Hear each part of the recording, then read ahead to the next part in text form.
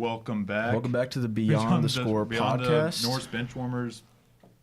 Do you want it? This is my desk. My desk. I'm hosting today. Nah, I'm hosting, dog. It's our podcast today. Nah, I think there must be like a scheduling issue or something. We can record with you guys. It's fine. Yeah, I guess. I mean, you kind of stink, but you know. That's cool. Sorry. Appreciate it. So- Nice shirt though. Yeah, thank you. Showing some respect to the real Heisman. The true Heisman winner. Let them know. No, I got the Cincy hat.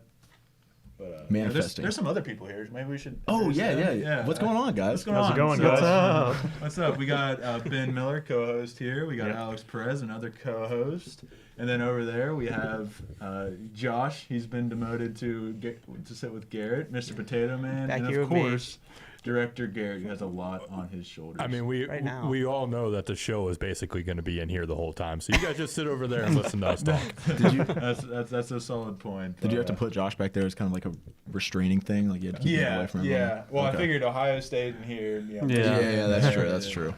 After this show, actually, though, we're gonna fight each other. So if you guys want to tune into that, I mean, we could probably just move the tables in here a little bit. And close it out. that's true. Yeah, We'll different get that going. broadcasts, but we're also live streaming that for sure. Yeah, Yeah. of course. I Yeah. know that's what the people want. But anyways, if you're wondering what we're here for the college football playoff review, which is underway currently.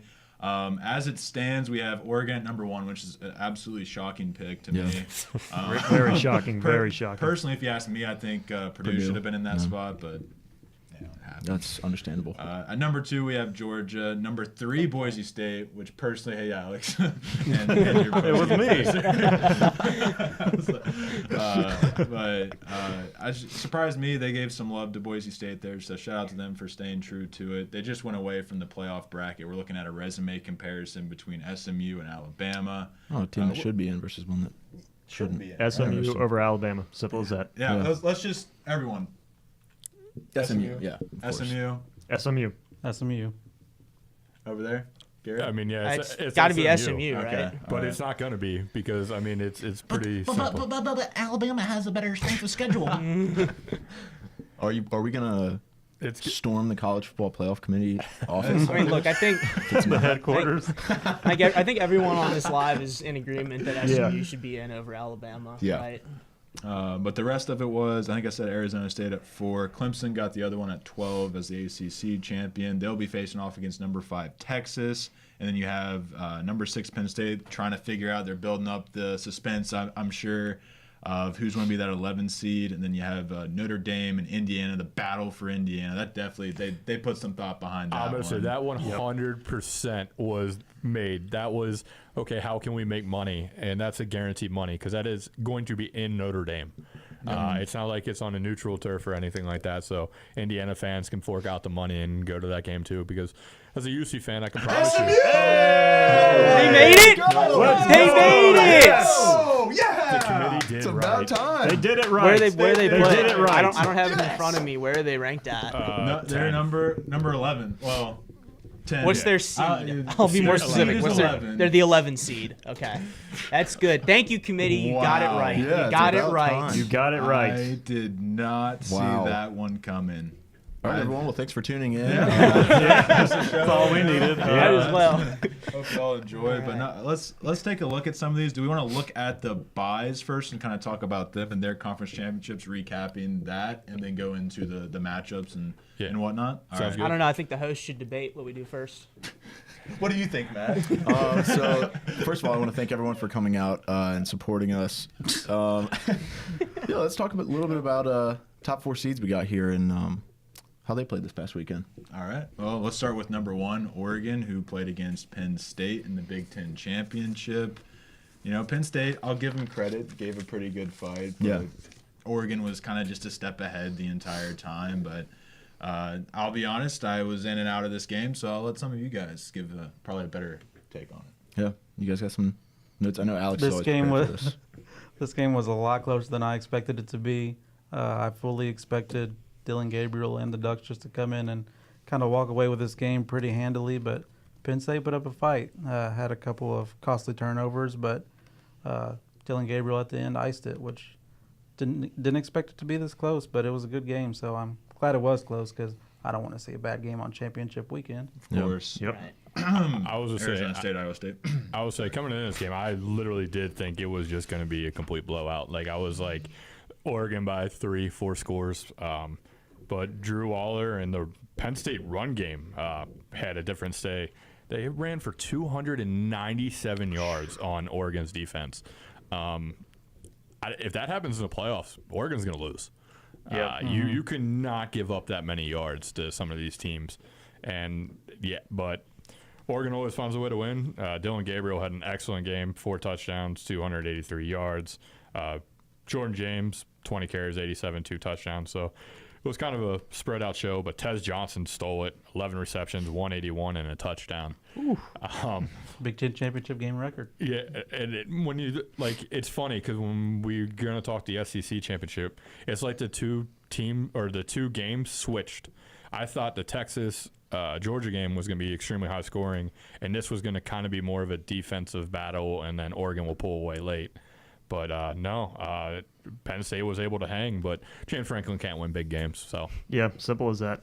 I mean, overall, though, what a great performance by Oregon, though. I mean, especially with Dylan Gabriel showing up in big games. I mean, we saw it this year against Ohio State, and we even saw it at Oklahoma when he was there last year, and he had the ability to make plays in the run game. He got out of the pocket, but overall, though, I feel like the defense, they definitely need to improve because they can't give up that many rushing yards. So if they're going to be national championship contenders, which they still can be, but they just got to clean up that rush defense.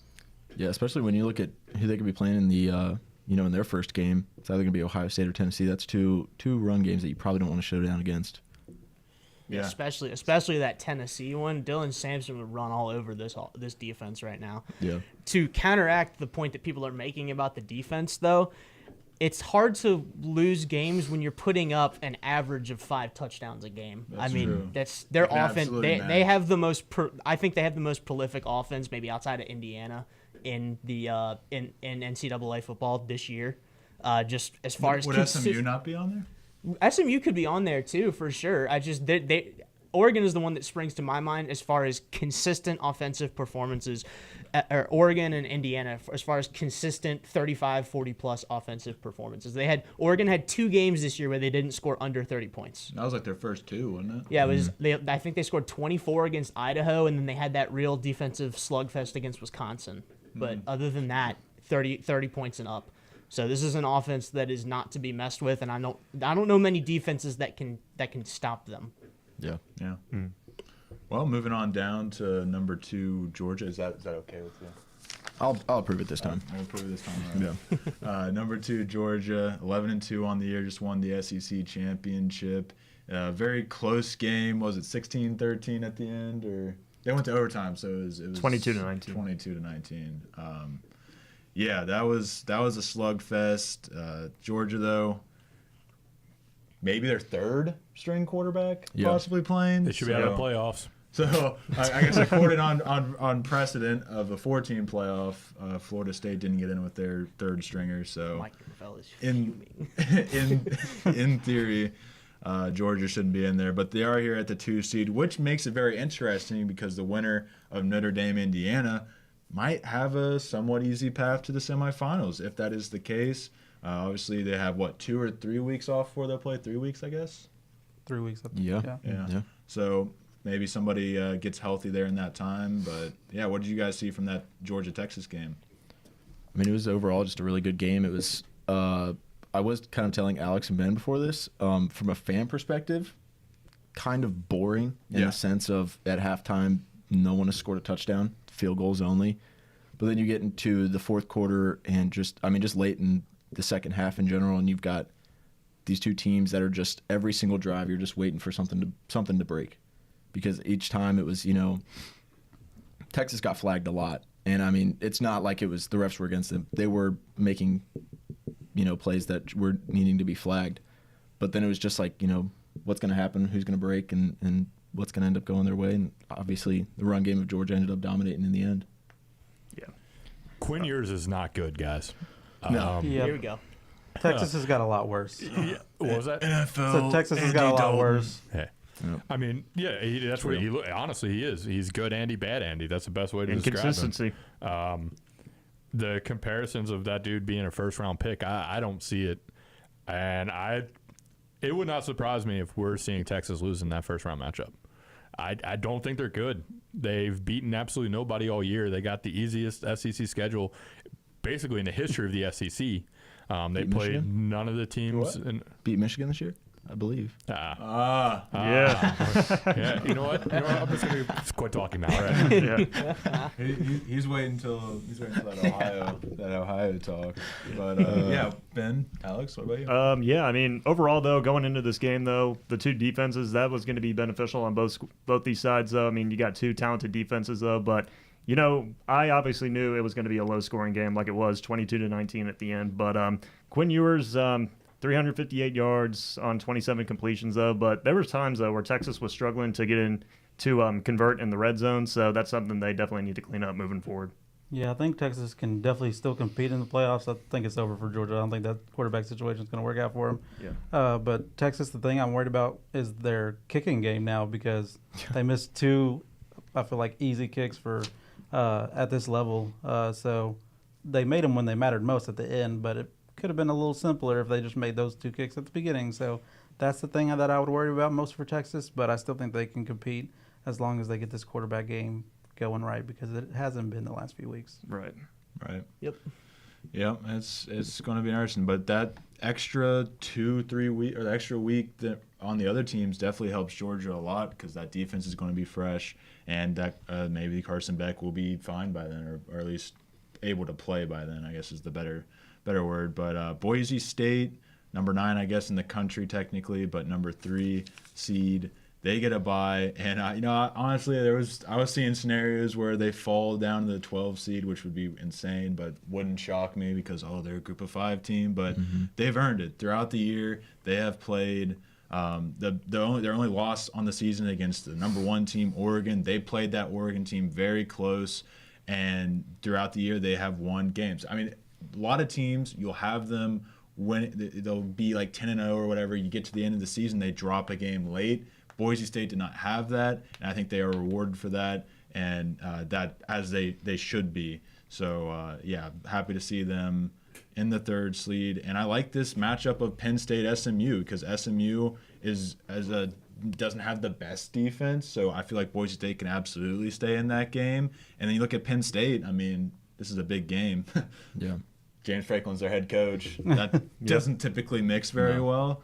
So, I actually really like their matchups and their chances of making it to the semifinal. Yeah, Boise is set up really well, and let's remind everyone that their one loss on the season was by a walk-off field goal by Oregon in Autzen Stadium. That's they went into Eugene and they played Oregon well and lost by 3 points. That's remarkable, and that's why they're up here right now. And you may, on paper, think this championship game was close. It wasn't. UNLV didn't score until the 4th quarter.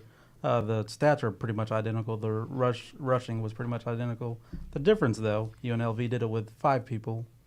Boise State did it with 1. Yeah. Right. Yeah. This game was not close pretty much from the start. Boise State was not going to be denied, and they deserve this bye. Yeah, for sure. Absolutely. Did you happen to see the trolling that they did anytime that the UNLV quarterback either like threw an interception or got sacked? I guess early in the week, he's like, I couldn't even tell you where Boise was. So they would like get on Google Map and completely zoom out, and then they would zoom in on the Boise and show the replay of him being sacked or throwing an interception. And he's like, well, this is where Boise is. Dude, it was ultimate troll job. I want to work for one of those organizations that does something like that. Like, can I get a job to do one of those like trolling? They're doing that like on the big board you were saying? Yeah, literally right up on the big screen. And that's, you know me, I'm a fan of any kind of troll jobs. So. Yeah. Oh, yeah. Yeah, it's very bold to out yourself as an idiot. Yeah. Instead of just being like, I respect this team. Nope, I'm just dumb. Yeah. Yeah. Like, they already beat you once this year. Man. Yeah. Do you not remember that very well? It's Trying to great. forget it, I think. But, I mean, I'll even go as far to say as looking at this matchup, if Georgia maybe still down a quarterback or Indiana Notre Dame defeats Georgia, I still like Boise State potentially in those matchups. I mean, I don't think it's a done deal, but there's just something to be said about having that consistent threat that doesn't matter how many guys you stack in the box. He's still going to go out there and get numbers, but it'll be interesting to see him on this stage. All year it's been you can't compete against the Power Five. We're about to find out here in this playoff for sure. Yep. I think Yeah. another thing to point out with this Boise State team is how well their defense has been playing down the home stretch of the season. I mean, in this title game, their defense alone, 6 sacks and 11 tackles for losses. I mean, they are getting in the backfield. They're getting in the backfield in a hurry. So I think this defense has the potential, and we obviously saw it when they played Oregon, to compete with these Power 4 top-level programs. This defense has grown throughout the year, and I can't wait to see how they do. Yeah, I think you were talking about too of like, you see these teams kind of just start to slow down or maybe lose a little bit of their step later in the year. Talking about the Heisman race and everything, it's like, yeah, I guess you could say, he's not putting up 250 yards every single week, but Yeah. he's still going out there, Ashton Genty, and don't even need to say the name. Everyone knows who I'm talking about. And just dominating every single week. And it's like, what the offense is going to be every single week. And yet still he goes insane every single game. Oh yeah, let's go ahead and use this moment to highlight the fact that Josh, your Heisman pick has changed. I knew that was coming. Yes, no. After discussion and I'm watching the game, I will openly say that I said one of them made the college football playoff, literally put the team on his back to get there, and the other had the same exact chance, and he lost that game. So I easily will say that Ashton Genty is the Heisman winner in my eyes. However, we all know Travis Hunter's going to win it. I mean, Genty has no chance. Vegas is never that wrong. He's minus 1,000 now to win. It can't be that wrong. I do unfortunately agree with you on that. I do want to mention also, just for these 4-bye teams, Boise got the Friday night game. It will be in the Fiesta Bowl. Arizona State got the Peach Bowl. Oregon got the Rose Bowl, and Georgia got the Sugar Bowl.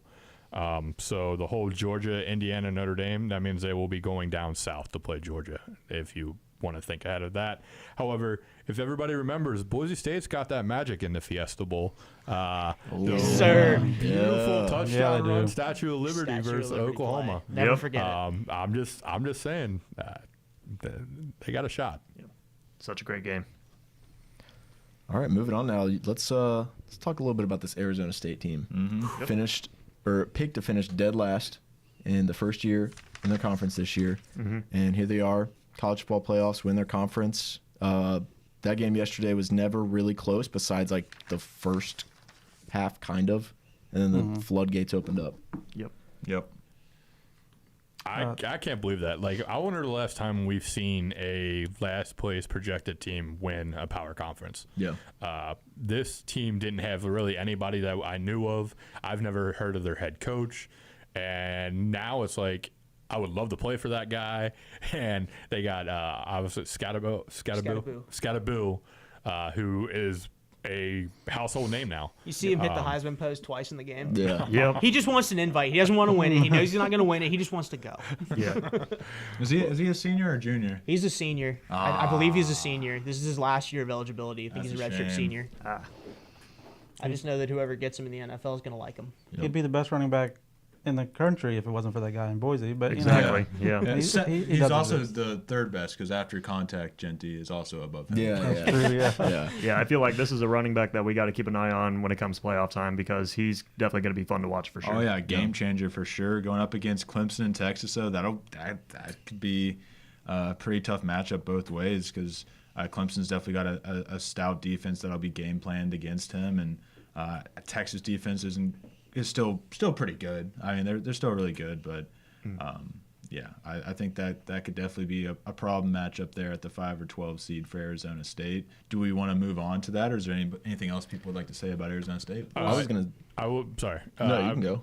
Cam is a senior. He played all 4 years. However, his first 2 years were at Sacramento. Right. He would maybe be able, if he wanted to, file a petition to get an extra year since those weren't in quote unquote Division I football. So for those that don't know the story, Cam Skattebo had one offer coming out of high school. It was Sacramento State. He had one offer from an FCS program, and now he is the second best running back in the country at the FBS level. Yeah. So an incredible story, really. Absolutely, for sure. He's probably going to look for that NFL money, though. I mean, he's got it. I also Yeah. like.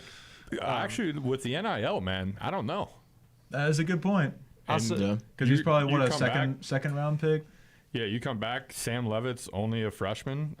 Pending how this playoff runs, I could see him coming back easily.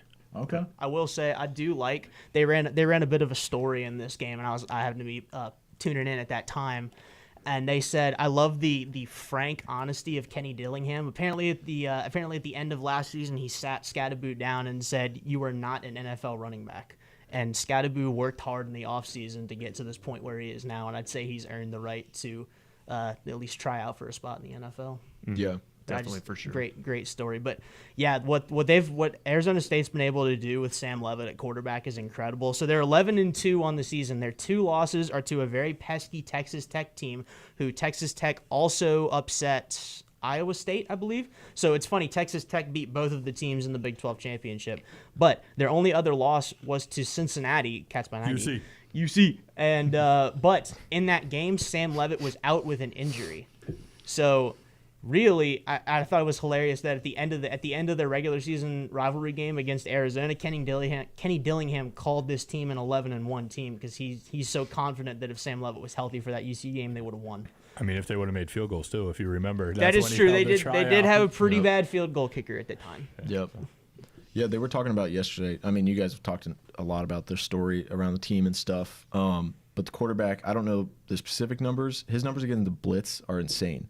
And I think yesterday Iowa State was still trying to blitz him, and he was just dropping dimes all over the place. But the head coach too, I want to say he was a student at Arizona State and was coaching a freshman football team in the area. Yep. And has now worked his way up to be the head coach of a college football playoff team.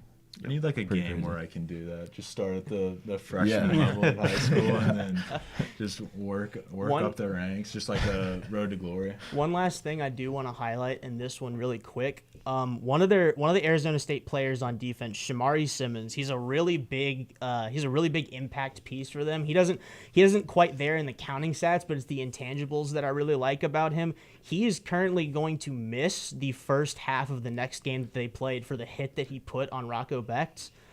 He went unblocked to Rocco, and absolutely like one of the most textbook targeting calls I've ever seen, kind of thing. Just like crown of the helmet, right on the face mask.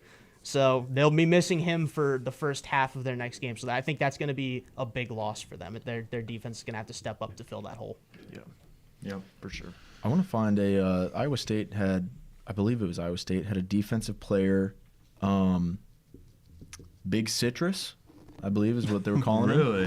And I just want I to don't say think I saw that. that's a Hall of Fame nickname. That is Oh, a- I bet it's probably for Dominique Orange. Yeah. I would imagine that's probably the name. Big Citrus. Big Citrus. Big Citrus. That's So his shout out rapper Big name. Citrus. See, Dominique Orange, 6'4", 325. I'd say it's him. Man. They weren't lying, big. It is 100%. Yeah. By the way, it is 100% Dominique Orange. I just googled it. And That's I probably his also- Twitter handle. I also now think I need to buy this T-shirt that says Big Citrus. Yeah, bring it to the next show. Love to see that. Shout out Friday Football Live. That's a big boy. Good boy. That's a big boy. Let's go ahead and move on down, though, to Texas versus Clemson, our first matchup here. Texas coming off the SEC loss. This is probably the most questionable decision I think that the committee made, was keeping Texas as the highest non-conference championship team. I personally think Penn State probably put up a better fight than Texas. I know Texas was closer and went to overtime, but that was just a very low-scoring game. And the offense looks so stagnant now. It's not the dynamic offense that we're used to seeing at Texas. And for that reason, I think Clemson absolutely has a shot in this game. But do we want to talk about first? Do we want to talk about that ACC championship game? Yes. Before I have no right to. Me and Garrett already had a 1000%. conversation before. I stopped watching after the first half, so I'll just let you all take it away. Yeah, I'll go ahead and go first. This was absolutely a tale of two halves. Clemson dominated this first half. I'm not. 5 minutes before he's done talking. No, I'll keep it. I'll keep it. I'll keep it short. It wasn't. I don't know where I was going with this, but yeah, at the. Okay, at halftime, Clemson is up 24-7. That is a. You can do math.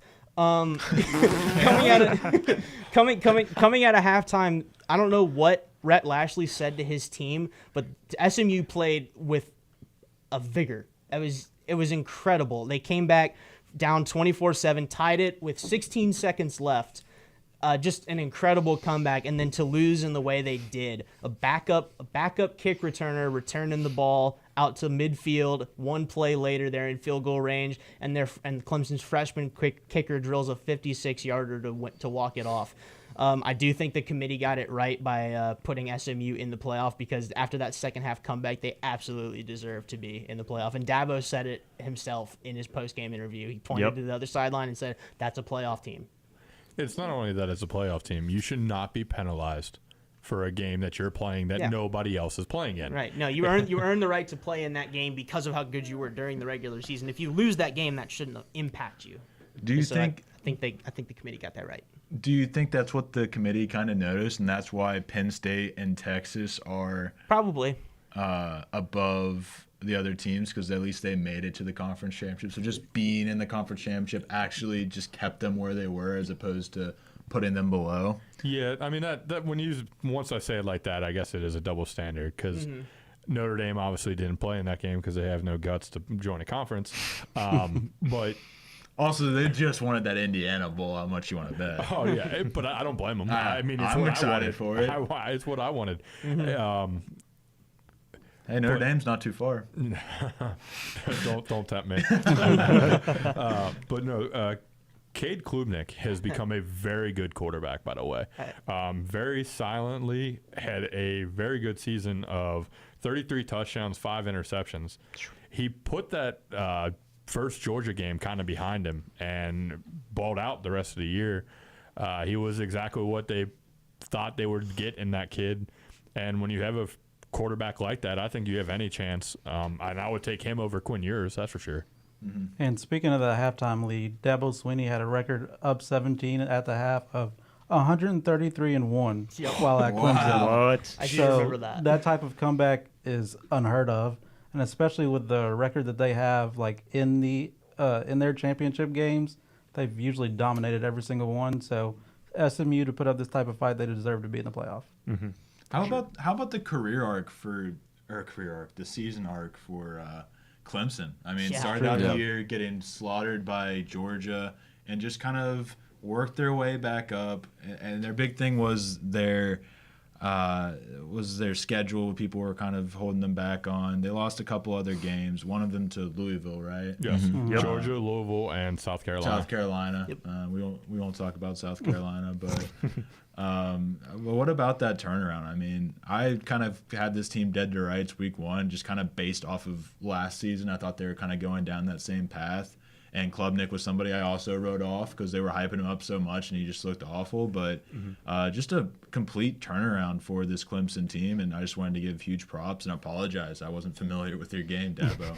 Not a single transfer on this team as well. That was the other storyline that was surrounding. that man hates the portal. Dabo not using the portal. What? Yeah, there's a reason why he didn't get the Alabama job. Yeah. That's part of it. If you're not going to hit the portal, did he want the Alabama job? Yeah, he was a walk-on at Alabama. Did 4 years there. Okay. Learned under Saban at one point, I believe. It was his dream job, and they wanted nothing to do with him because he didn't believe in hitting the portal. He believes in wanting guys who are eat and sleep, breathe Clemson, and if he went to Alabama, he'd want guys who day one eat, breathe, sleep Alabama. So. But in 2024, if you're not hitting the portal, you're stupid. Yeah. Dabo's a coach I'd play for. Mm-hmm. Oh yeah, I love Dabo. A little. Is it Dabo or Dabo? Dabo. Dabo. Who cares? Potato. Yeah, exactly. Potato? Hey, potato. Mr. Potato Man makes an I appearance. feel like this whole show is just Mr. Potato Man talking, and we're just the NPCs that, Our mouths are moving. that are like getting his their mouths are just moving. I feel like SMU needs more credit though, just because like they haven't had this experience in these big championship That's games. also true. Yeah. And Clemson does, and Clemson still had to play a pretty much perfect game to win this game. They had no penalties, and Klubnik played one of the best games of his life, 262 yards and 4 touchdowns.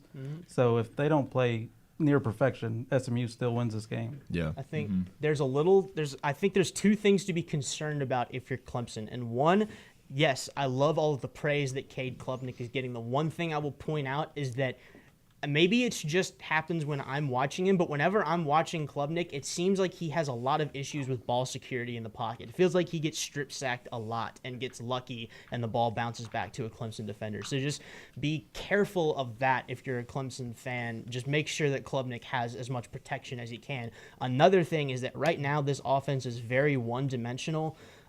Yesterday, we kept hearing it throughout the night. Phil Maffa wasn't exactly 100%, not exactly sure what's going on with him, but they ended up making the change to go with Jay Haynes, and Jay Haynes, who is their electric, I think, freshman or sophomore, some underclassman, ends up getting hurt in that game. So now they're left with a less than 100% Phil Maffa. So that rushing game is going to be very questionable going into this game against Texas. So can't be one-dimensional in a playoff game, in my opinion.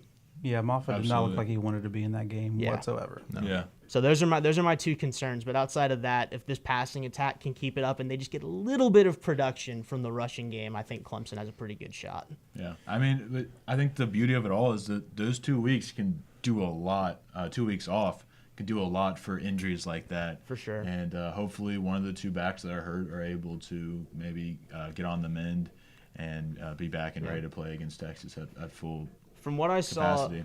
saw, the injury to Haynes didn't look that good, didn't look promising. But I think Phil Maffa was kind of just healing up from the previous injury. So maybe in 2 weeks, Phil Maffa will be kind of back to where he was. But I'm not so sure about Haynes. I wanted to ask you guys, with the factors of clutch and just the absolute like class of the catch that SMU had to push this game to a tie, where would that rank in like all-time college catches in your guys' opinion?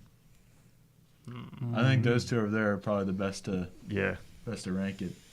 I don't know if I'd put it like top 10 necessarily, because it wasn't like it was a good catch, but it wasn't like a spectacular catch where it's like, he's going up in one hand catching the ball, tapping one toe in. It was on the sideline. He caught it with his hands and he dragged the toes to stay in and secure the touchdown, which is great. And at the time that he did, I think there's 16 seconds left in the game to bring them to within 1 point, and then they made the extra point. It was a great catch. However, I think it wasn't like super flashy, but it was very important. However, I don't think I'd put it like anything higher than top 10 or anything like that. I would agree. Okay. Just curious. What about you guys? Yeah, I would agree with that too. It's probably about the same thing. Can't argue. So I'll save the 9 and 8 seed for the end Wait, of you the don't want to show. talk about the Big Ten runner-up, Ohio? They're not Oh even wait, the- they're not they even- weren't the runner-up, were they? They weren't. They weren't playing in So Indy number yesterday? 6, They were Penn playing in Indy State yesterday? playing against number 11. I will cut your SMU. mic. He has I have that the power to ability. do that. He has that ability. We talked a lot about SMU here, but what are your guys' thoughts on Penn State and how they match up against this SMU team, and how do you think SMU matches up against Penn State? I think that offense, of both teams is going to be fun to watch because, we talked about how much Penn State's run game was just insane yesterday and how all year while Drew Allar's arm has been great, his legs have also just been just as important in a lot of these games. Then you have SMU, who is very electric through the air. I think watching those two offenses go up against each other is going to be fun to watch. Don't forget about Brashad Smith on the ground for Yeah. SMU. That dude is a beast. Yeah. Wasn't even a running back a year ago either. They transitioned him from wide receiver to running back, and he's seeing this level of success at running back. They said on the broadcast that at the start of training camp this year, he didn't know what the A gap was. So That's nuts. Yeah. Oh wow. That is Wow. nuts. didn't know what the A gap was, and is now on a running back for a playoff team. So Yeah. It's the different styles too. This is the definition of like a high-powered fast-paced offense that SMU wants to run. Meanwhile, obviously Penn State and James Franklin want to take that slow, steady kind of offense. They changed it a little bit when they brought in that offensive coordinator from Kansas, but it's still a Big Ten offense, if you guys get what I'm saying when it comes to that. Of course. But Tyler Warren, man, that dude is an absolute game changer. Just old school kind of like fullback / tight end. He's just a little bit of everything, just hard-nosed guy that I would love to see in stripes next year. I'm just saying. Yeah. I don't know. The Bengals have a pretty iffy history with drafting tight ends, so Shut up, Garrett.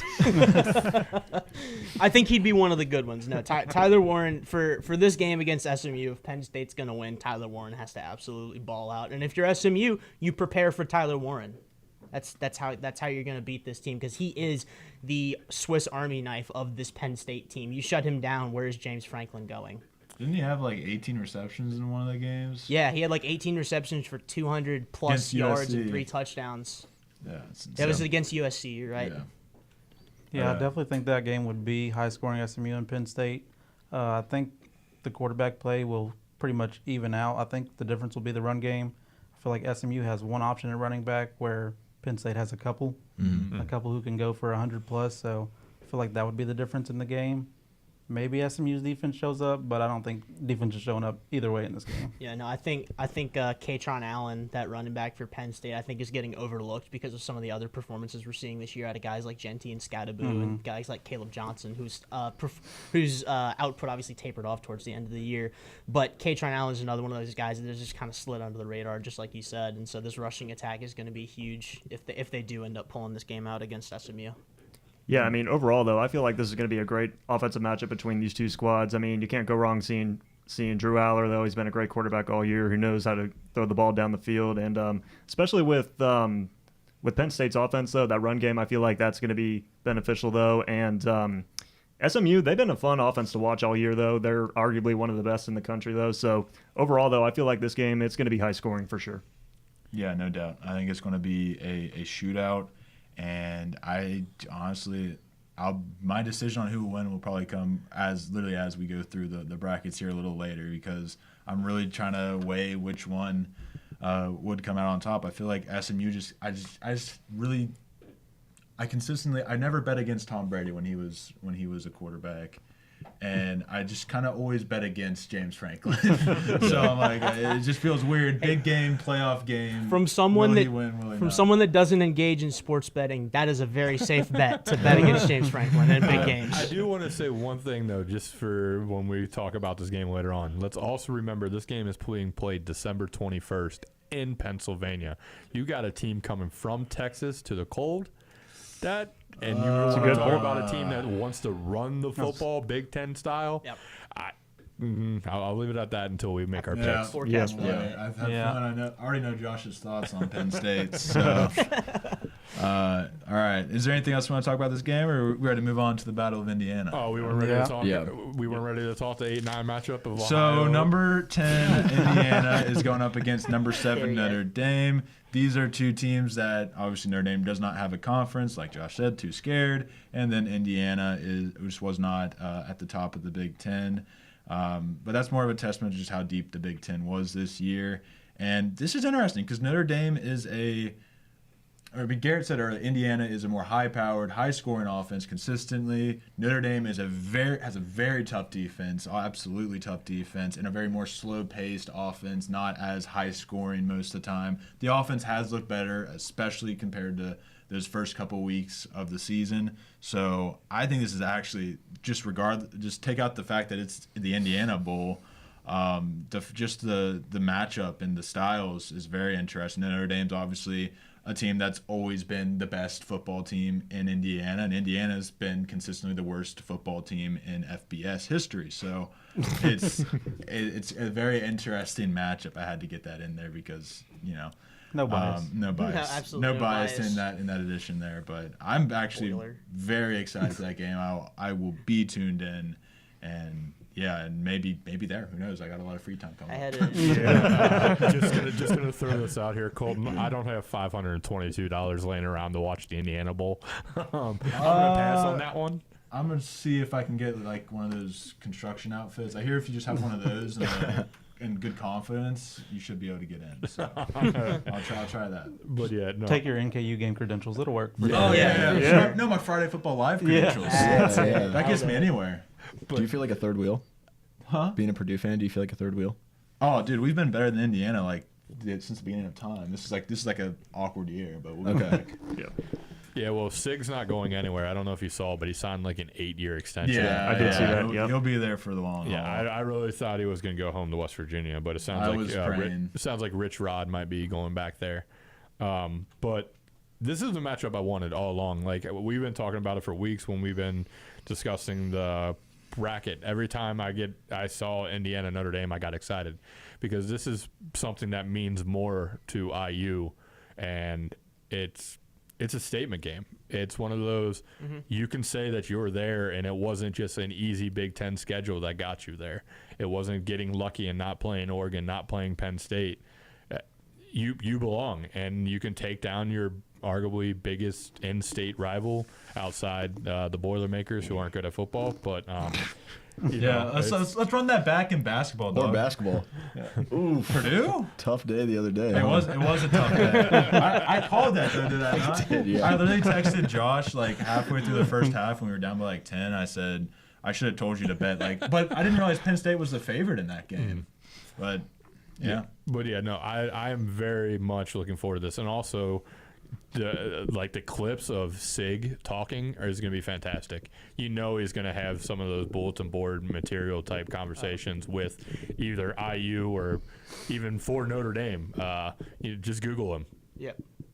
Now, Sig's definitely going to have some sound bites leading up to this game for sure. I thought of this while we were talking about it, and it would never happen, but it'd be funny if it did. Is if instead of hosting the game in South Bend, they just meet in the middle and host it at Lucas Oil. That would be so fun. Are you kidding me? I mean, it would make way too much sense. It would. Because think about how full that stadium is. Exactly. Yeah. That's what I'm It's saying. 500 because I bet that thing's already You get- dang near sold out. Get everyone from Indiana except Colton to go to that game. It's crazy. It would also probably be cheaper if we really did want to go to that. Yeah, Right, No yeah. kidding. But I'm gonna start a petition on Twitter. I'm sure all 39 of my followers will get Yeah, that A done. GoFundMe. I'm very excited for this game, kind of like how everyone else has been saying. These are two very high-powered offenses. Notre Dame has got a bit better of a defense, but like Josh was saying, this is the committee saying, okay, Indiana, you're 11-1. You didn't have the best game against Ohio State, but you've blown the doors off of everyone else you've played. Now prove why you deserve to be in this upper echelon of teams. Yeah, absolutely. Any other touching thoughts on the Indiana? Yeah, I mean, overall, though, I'm just really looking forward to watching this game, just like all of us. I feel like these are going to be two powerhouse offenses, though. They've been elite absolutely all year. And I feel like in this one, Notre Dame, they're definitely going to have the advantage on defense, though. I mean, just looking at Notre Dame as a whole, though, they've been complete on offense and defense. So I feel like coming into this matchup, that's going to be beneficial. Yeah, Notre Dame has won pretty much every big game since the NIU loss. They've been a completely different team since that. And Indiana, I don't feel like they've won that many big games, if any at all. So I feel like Notre Dame is just more ready for this moment. I do think it is kind of interesting that the committee decided to pit Notre Dame and Indiana against each other, because I think both of the teams that are in the field right now, maybe outside of Texas, I'd say they both have the same argument of who have you really played outside of the one big game you had and you lost it? hey, Notre Dame played the 2 academy services. You put respect on those. Yeah. Raw. Army is an 11-1 conference champ. Where the hell are they in this discussion? Congratulations, by the way, Army, on that. But my question is, and it might be just for Garrett, if one of you guys also have a thought on this. I just know Garrett and me are kind of big on both these two quarterbacks. Who's got the upper hand of Riley Leonard or Curtis Rourke? Who's the better chance of making the big play? And Well, Garrett's thinking, can I give my take? yeah, Go absolutely. for it. I got Curtis Rourke. I feel like he's just a more.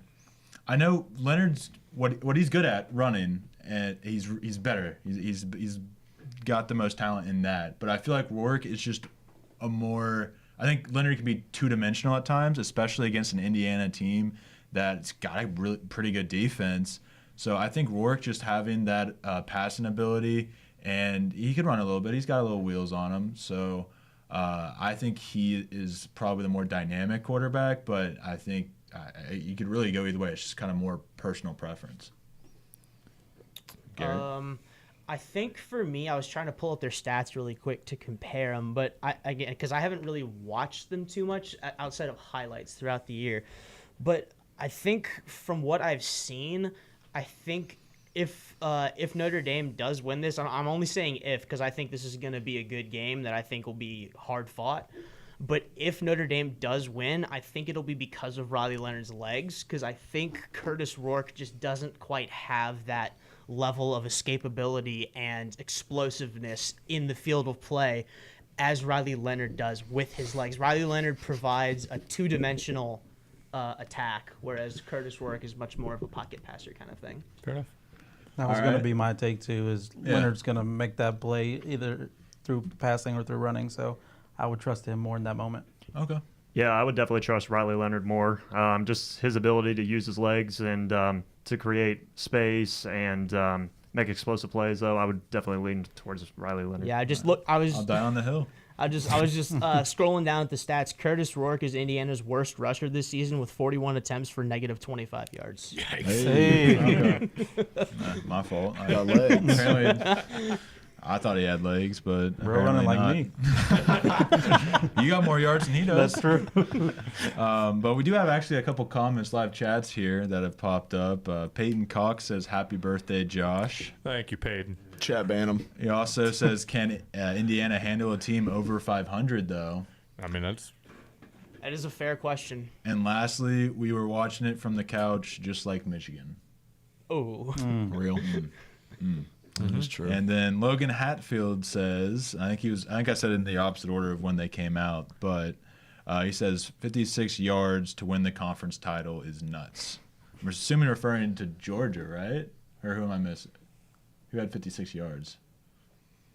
I don't know about that one. I'm not Yeah. sure. Maybe he's talking about like Notre Dame there and Are we? Oh, you know what? He might be talking about Clemson's rushing. I think Clemson had really bad rush yards, and they won that game. Gotcha. Well, Logan, if you're still watching, let us know what you meant by that. Otherwise, I'm just going to put you in timeout. This might be the delayed late night texting that he usually does at the group chat. Yeah, we'll leave it at that. That's what it had to be, or at least close to it. Because it was like 28, 15, and 21. So that's how much they ran for.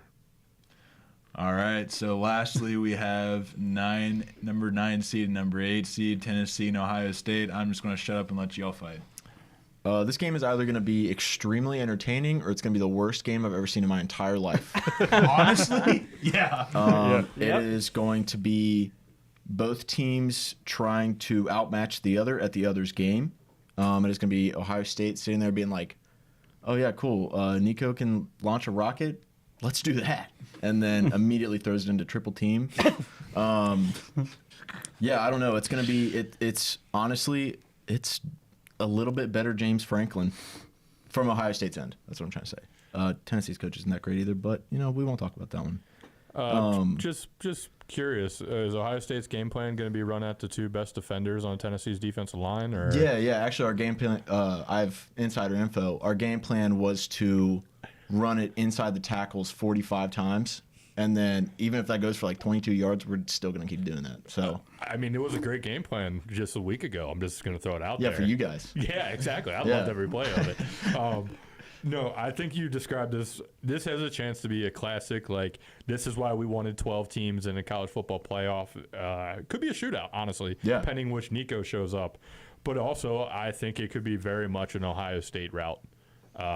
It would not surprise me one bit because I don't think Tennessee's that good. I get that they are a 2-loss team, but I would still say Alabama and Ole Miss are better than both of them. South yes, Carolina. I know Alabama and South Carolina. Yeah.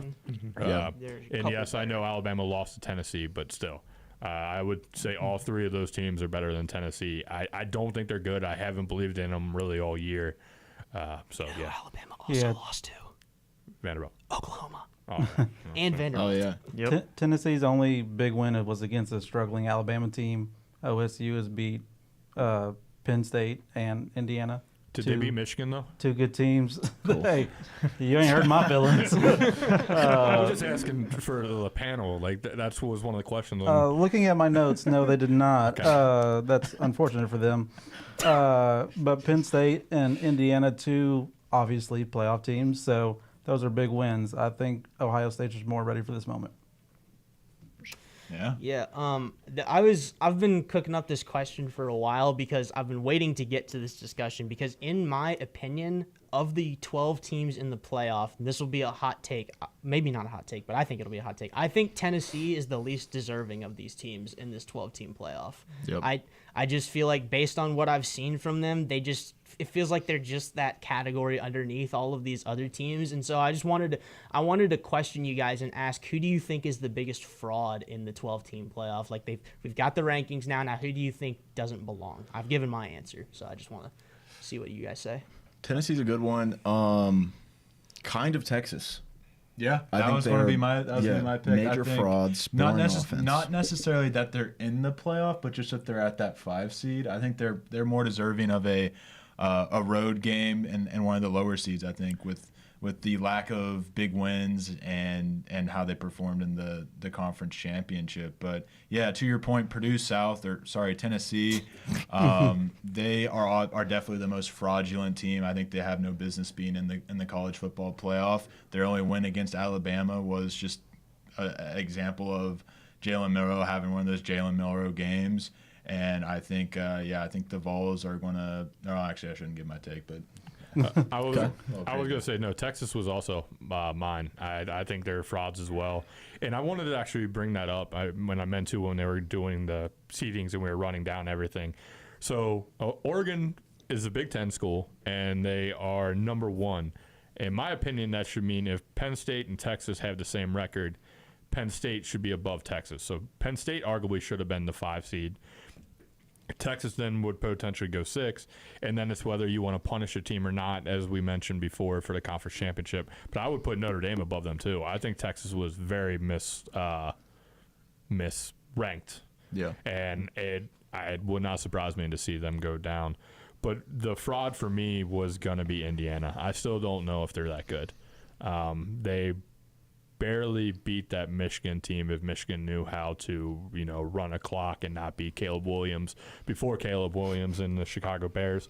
But that would be mine. And that's why I think the Indiana-Notre Dame game is also the one I'm most looking forward to, is because I want to see if Indiana is for real. I think you could say the same for both sides, though. Notre Dame, their big loss against Northern Illinois is their only loss, and they have better wins than Indiana, don't get me wrong, but we're still kind of waiting to see what this team looks like against legit teams, against the top teams, because their one loss is to a MAC team that didn't even make it to the MAC championship. So I get your point on Indiana, but I think we're also looking for the same thing from Notre Dame as well. Are they legit?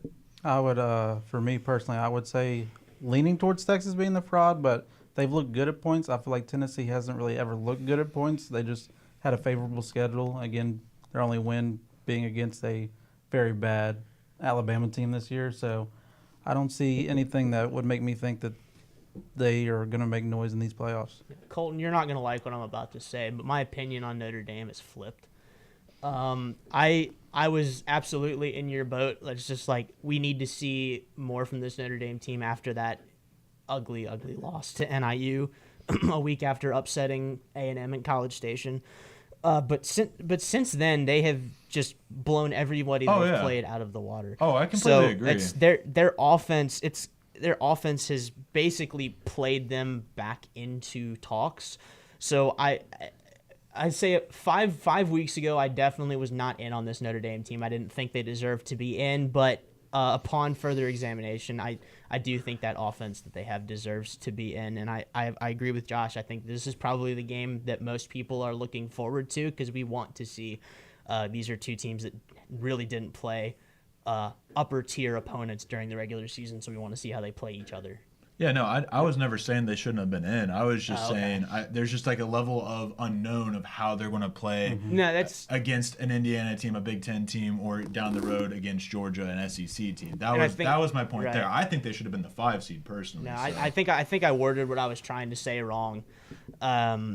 I didn't mean to say they should have been out of it. It was just like I was one of those people that was sort of like, well, I don't know, I'm sort of hesitant because of that loss, Yeah. but now I no longer feel that way. It was just a weird fluky loss that sometimes these teams Yeah, have. no, it happens, and I've said it a lot, and I'll say it again. I'm more afraid of a team with a loss than I am a team that hasn't lost. So that may come back to haunt Oregon down the road because they know what it's like. This Oregon team has no idea what it's like to lose, what it's like to be punched in the nose, even really, except for Ohio State. And so I agree. I think a team that has that especially with Notre Dame, that embarrassing loss. I mean, think about when Virginia and Purdue both lost to 16 seeds. They both came back to make the national championship. One won, one didn't. Yep. But I think it's another point. Having that embarrassing loss even amplifies the kind of narrative that I'd like to spin. So. The other point, I remember you were talking about Penn State should have been the 5 seed. I think ironically they got a better matchup at the 6 seed than they would have at the 5 seed. I would be more afraid of that Clemson team than the SMU team if I was Penn State. But I get your point. I do agree they should have been the 5 seed. I guess if nobody wants to comment on that, we'll just move along. Let's talk about some of the snubs before we get into our official brackets. So, what are some snubs you guys saw? I mean, we've mentioned some of them, but explain why we think these teams are snubbed. Alabama was snubbed, man. Who? You didn't say an English word. I'm gonna say that's the thing. I don't think there was any snubs. Yeah. I think they got it right. The 12 best teams. Well, I won't say best teams, but the 12 teams that were best fit to make the playoffs are in it, Okay. and now you have a chance to go win it. It is now 3-4 games. You're depending what team you're talking about to go on a run and see what happens. I literally thought the committee was going to mess up, and they came through for us. And they did what's good for the sport, and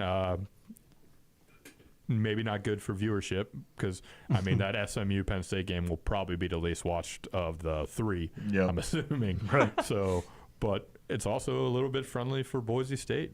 I mean, Absolutely. that SMU or Penn State doesn't put any fear in me. I if see a I'm path Boise. to the Natty for Boise. I'll say it right now. I see a path. I'm not saying they'll follow that path, but it's there. Chalk it Yep. up on the wall. Yeah, I'll write it up. Top shelf.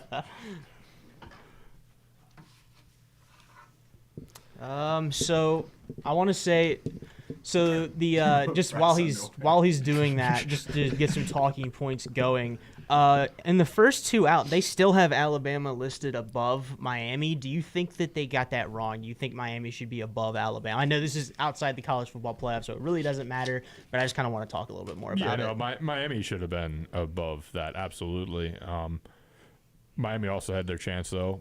And that's where it is. It's like Alabama and Miami were the third or fourth, whatever it is, team next out. And what was a little surprising, I saw South Carolina dropped another spot when I just looked at the final rankings. And that's the one team that I feel bad for.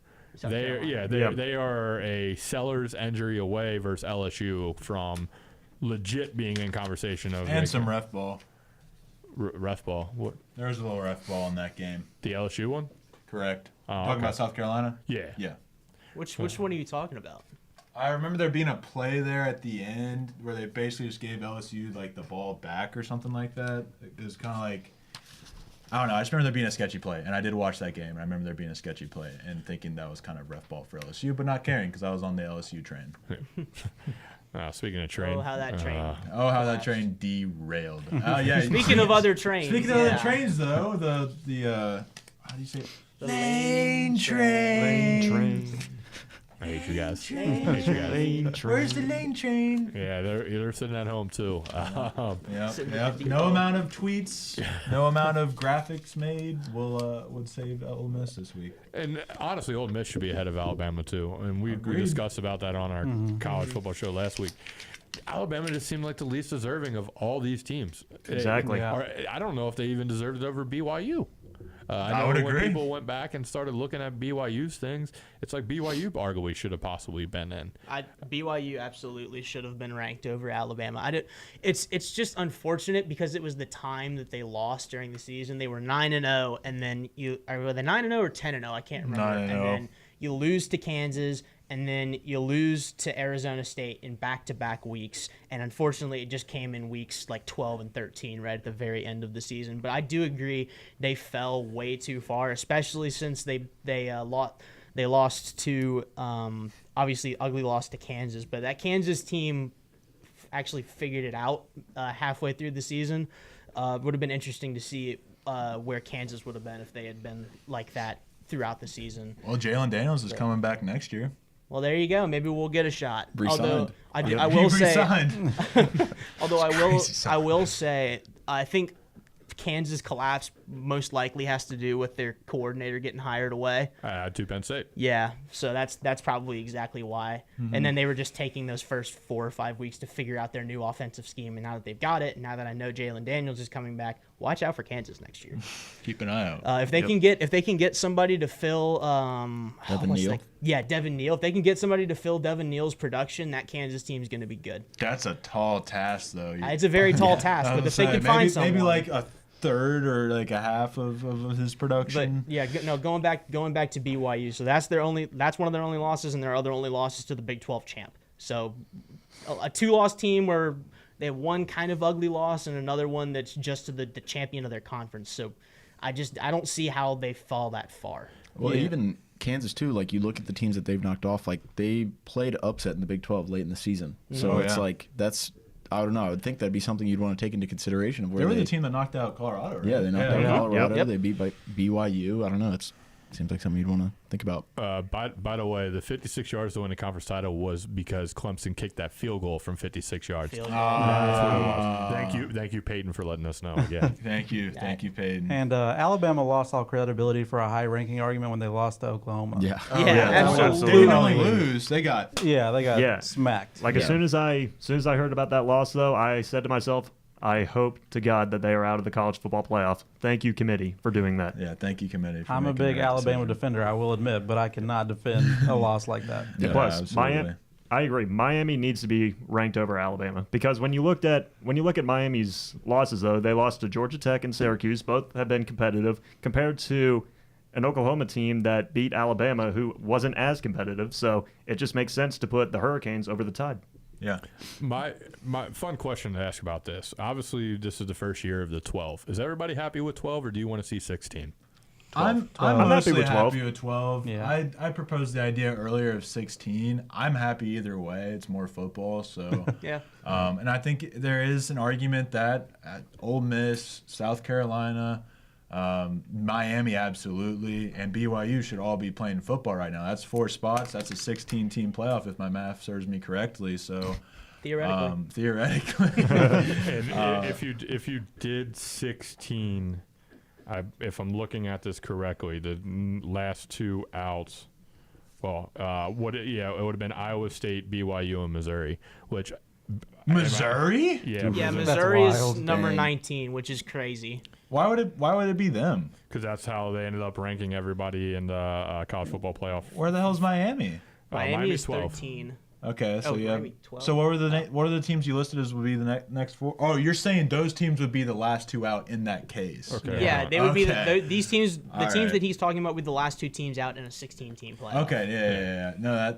that seems like a more fair line if you ask me. Although I think BYU would be in, but that's just my own. Yeah, personal that'd rankings. be the only argument. Yeah, I'm gonna say Alabama, Miami, Ole Miss, and South Carolina. It would have just been the SEC getting more in Yeah. anyway. So you know what? Screw them. Keep it at 12. Yeah, that's fair. I think what would have been really funny is if BYU gets in a 16-team playoff format. BYU, South Carolina, Miami get in, and then Alabama and Ole Miss have to do a play-in for the final spot because they didn't play each other during the regular season, and I want to see it. I'm Yeah. gonna say Yeah, that that'd be is a tough. shame that we never got that game. That could have solidified one or the other's Absolutely. playoff resume Yeah. if that game was played. Or if you And just I wonder beat if Oklahoma or you beat conferences- Kentucky. I wonder if the SEC or Big Ten will look into Not Oklahoma, Florida. ensuring whatever you're yapping about over there. Oh, you're talking about Alabama's loss, not Oklahoma. No, we're talking about Ole Miss losses. Oh, okay. Well, no, I was comparing the two. One loss to Kentucky, one loss to Oklahoma. Like, those are bad losses. That if you want to look back, I don't know why you didn't get in. It's because you lost to two embarrassing programs. Like Kentucky lost is bad. All right, you're angering the Wild Kittens over here, but the point Who you calling Wild Kitten? I'm feral. calling the Wild Kittens over here. Hey, you know, you got to put a little respect on their name after the basketball team last night went out and beat Zaga. I'm sorry. Is this a basketball stream? It is now. It is. I mean, I'm more than happy to talk some basketball. C-A-T-S, cats. Kittens. I'm glad you can spell. Yeah, good job. Most Kentucky grads. Anywho, my point I was trying to make was I wonder if the SEC or Big Ten will look into like kind of an NFL system where you have your top 4 teams all play each other or whatever.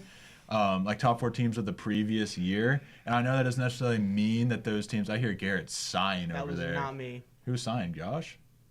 I was looking something else up. No, that was my bad. Yeah, you're All good. right, Not all right. me. I was like, dang, I didn't think what I was saying was too crazy. No. I think it'd be. I know that like not every year you're going to have like Oregon's the top team. Maybe next year they're not as good, but they still play the other 3 top teams and kind of have a system like that. Obviously protect rivalries and whatnot, but I think that's a more efficient way. That way we don't have these questions. We don't have Indiana going the entire. Well, Indiana would have. They were at the bottom of the league last year and most years before that.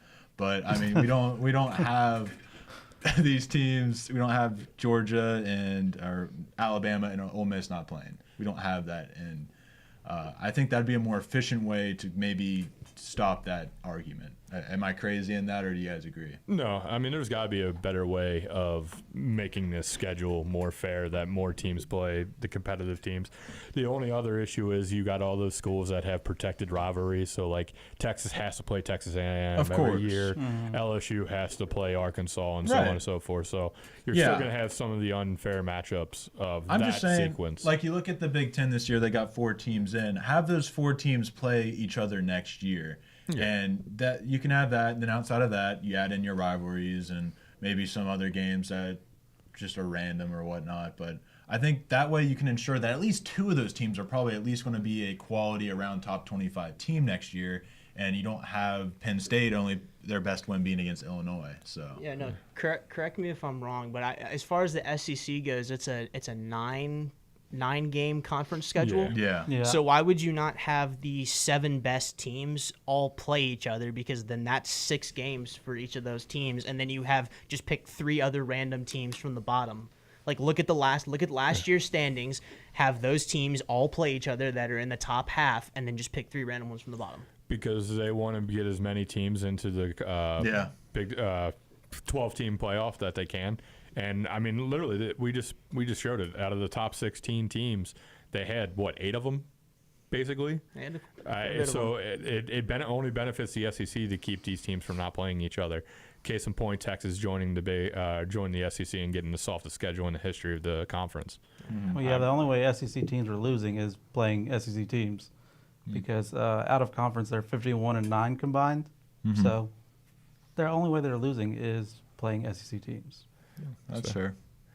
Another question just kind of popped in my head. So some of these teams did play those tough non-conference games. Boise State obviously played Oregon. Georgia played Clemson. Texas played Michigan. Ohio, did they play anybody tough this year? Ohio State? Yeah. Yeah, I guess- A little known team. Oh, non-conference. Non-conference wise. Yeah. Oh, non-conference? Yeah, that also No. helps the SEC playing Mercer in their non-conference Oh, schedule. yeah, you don't ever like the bye week. What in the conference middle- is Mercer in middle of the again? season? But no, it was one of those things. Do we think those games are going to go away? Because what does losing those games? Probably, because I already saw South Carolina's coach making that point. Yeah, what does losing those games do? Like, it only hurts you. And in the long run, winning, yeah, it's nice, but do you really want to risk it, or do you just want to play some MAC team and just try not to be Notre Dame? Well, Notre Dame, that's not the best example because they still made it. But I get your point. Those small schools are also still paying them a lot of money, so Yeah. that they're not going to go away with those because they don't want to go away with that money. Right. Wait, the small schools are paying I mean, the big schools are paying. in the I knew small what he meant. Yeah, no, I knew what you meant. I was just making sure. But we have a comment from Peyton Cox that I love. We need an NIT bracket. Tough. That'd be fun. I have seen people throwing that up there, and when I looked at that NIT bracket, I was like, I want to see these games. Yeah, They just be the ugliest football games known to man. dude. That's fine though, but it's another one of these situations where, I mean, bowl games are going to be irrelevant. There's people opting out left and right and going pro, hitting the portal early. It's Yeah, I can't lie. As I guess a college basketball fan, I've never been too attached to the bowl system. So see, I love the bowl, but I'm an old head, so I mean, I live for the Rose Bowl. I say that, and I still sit and watch the Pop-Tart Bowl or any random bowl that just pops That's up. different though. Yeah, Pop-Tart Bowl is different. it is. But are you guys going to make the Pop-Tart Bowl, Gary? I know that was your goal for the year. I don't think so. Is it too It'd high be- of prestige or too low of prestige? I think too high at this point. I think if they'd gone 9-3 instead of 8-4, I think maybe they would have had a shot. But that loss to Florida really freaking sucked. Ole Miss is saying the same thing. Yeah, no kidding. But yeah, I love the idea of NIT bracket. We'll get there when we get there, I suppose. But is It'll there never happen. any other? It won't. Is there any other storylines, questions, or whatnot that anybody has, or anything you guys just want to get out there about college football? College football is so cool. It is. It is. The Such a fun pageantry. sport. Out there. I'm gonna say we've talked about it on our show, and I'll throw it to Matt and Alex. Is it just us, or is it like college football is easily the quickest? College football's here, and then it's gone out of all the sports. It feels like it. Yeah. I would I say would that for say- sure. Yeah. Yeah. Yeah. Playing one game a week kind of sucks. Yeah. That's our discourse. We all agree. How dare we all agree? yeah. This is supposed to be like first take, guys. Come To on be, now. to be fair, would you really ask that question to anyone and expect someone to say, "Yeah, let's shorten the season"? No, it's not that. It's just the fact. Like He's just saying, like, it it just goes by flies so by. fast. It's like we in literally NFL, just you have a started the little show more. and- Yeah. You have a little more weight to it. Like the college football season ends, and NFL still got like what 2 weeks or 1 week. More than that. When does the playoffs start, not till January. Mr. Now. Genius? Oh, I thought you were talking about end of regular season. I said college football season. I get the confusion. Yeah, I would certainly agree. I mean, it's not like we have 82 games where like like 30 really matter or 40 really matter. But I think that's what makes college football so special as well, is how quick it is, how few games there is, and how much every game truly matters, as we've seen here with the college football playoff. But yeah, speaking of which, do we want to get into it? Do we want to start making the picks? Let's do it. Down. Yep. All right, let's get into it. So let's go ahead and start at the top of the bracket with number 5, Texas, going up against number 12, Clemson. I will let our guests start, Alex or Matt, whichever one. Or it's weird, I guess it's technically a combined show, but Yeah, no, we get it. No, and it it's does say cool. beyond the score there, so technically we are the guests. Yeah, we'll let the guests start this one. But Ben, you start. I'll put you there in the middle. All right. I mean, obviously this is going to be a tough matchup though, but I feel like Texas's defense is going to show up in this one. So give me the Longhorns. Okay. I think Texas is trending in the wrong direction. Clemson is trending in the right one. I would pick Clemson in this one. Yeah, I'm gonna go with Clemson too. I think their offensive output is trending in the right direction, like you were saying. As good as I think Texas's defense is, Texas's defense yesterday did allow the backup quarterback to drive down the field and kind of not walk all over them, but win the game in overtime. So Yeah, Clemson. now that you brought that up, Matt, though, I feel like they're going to take that as a learning experience, though, and I feel like they're going to bring that into Clemson. That's fair. That's a good Yeah. point. I mean, you have 2 weeks to prepare for them. So Exactly. Yeah. Yeah. It's going to probably come down to a lot of these games who makes the better adjustment, because they're going to come out and probably take away, or maybe you don't take away their greatest strength, and that's why. So it's going to be very interesting. I like Sweeney, and like you all say, definitely trending in the right direction, whereas Texas very stagnant and definitely on the downtrend in these last couple of weeks. I like Clemson here. I think I'm going to go ahead with you guys, take the Tigers, and expect them to shut down this Texas offense. I will say there is part of me that thinks this Texas offense could just figure it out in these next 2 weeks and blow Clemson out of the water. But I don't see that happening. I see this being a close 20-some point matchup, and I'm curious to see how that all ends up. But give me Clemson here. College football experts, what do you got? You want to go or you want me to? Go ahead. All right. I'm going to take let's try this again. I think, honestly, playoff time, quarterback play, and coaching is the key. I'm going to take the team with the better quarterback and the better coach. Give me Clemson. Okay. Yeah, I think for me, this is going to come down to whether or not Clemson has a rushing attack for this game or not. That backfield needs to be healthy for them to succeed, and if it's not, then it really comes down to the Texas secondary versus the Clemson receivers and Cade Klubnik's arm. And in my opinion, I think that the arm of Cade Klubnik is just I put that in a little bit higher tier than the Texas secondary. So I have Clemson going into Austin and getting that win. So across the board here, huh? No. Ben took Texas. Ben took Yeah. Oh, Texas. you took Yeah. Texas, my Yeah. bad. But Speaking of which, Save the yeah, graphic. Save the graphic. Go ahead, Alex. Sorry. I was just going to say, if Texas is struggling in this game, do they Arch. completely turn the game on its head and go with Absolutely. Arch Manning? Absolutely, Yeah, they we will. already see the halftime. They're down a score or so. They bring in Arch. Arch brings it back. They win. They go win the national championship. It's what, Tua? Was it Tua? Yeah, two. Yeah, Tua all over again. And Quinn Ewers is forgotten. Yeah, Quinn Ewers, 7th round pick, basically just a third stringer his entire career. Nobody knows his name. By the way, not that we condone gambling. The spread as of now is Texas minus 10.5. What? All right, so looks like Wow. I'm No getting way. back into sports. No, I would never do No, such, no, no. no such way that activities. I would never. So, yeah, well, There's no way that holds.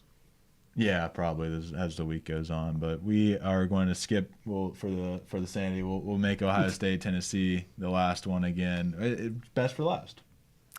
Yeah, that's fine. Okay. Let's move on down to number 6, Penn State. Number 11, SMU. And I am going to let you all talk because I'm still making my decision on this one.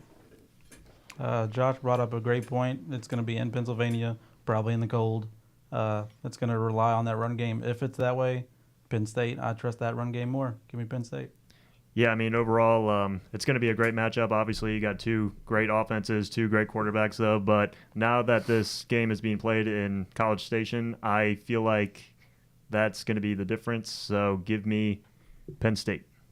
Yeah. I think my biggest concern going into like the last couple of weeks was Penn State's offense. And not even like a huge concern, but it's just like boring brand of football, I guess. And then they go against the number 1 team in the nation and kind of go punch for punch with them. Put up, what was it, 20, 30 something? It was like 35, I think. Yeah. Go out there and put up 37 against the number 1 team in the nation. As much as I love SMU, as cool of a story as I think it is, I think the home field advantage and I think a little bit of just having big-time players on your team, I think that makes the difference. I think Penn State takes it. A point I will make here is this game better be good and it better be close because otherwise we're going to see in the future the committee likely move away from the little guy getting in. So I don't know. SMU's not necessarily the little guy, but compared to Alabama, they are.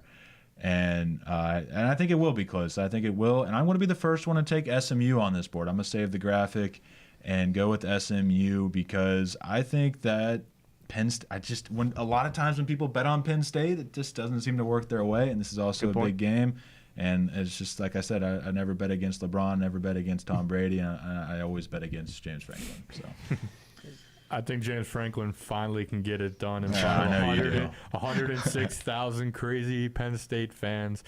SMU has never experienced anything like that. That's true. You add the cold weather. You just add Penn State on the high, just like Matt said. They battled the number 1 team in the country, and they had them on the ropes. I'd say kinda. And if they're going to run the ball, they're just going to play Big Ten smash mouth football. So give me Penn State. And listen, this is just the first round. Franklin has plenty of time to choke it away Oh, later. yeah. that's true. That's Right. true. Yeah. Josh, I have to disagree with you. Colton, that was an excellent pick.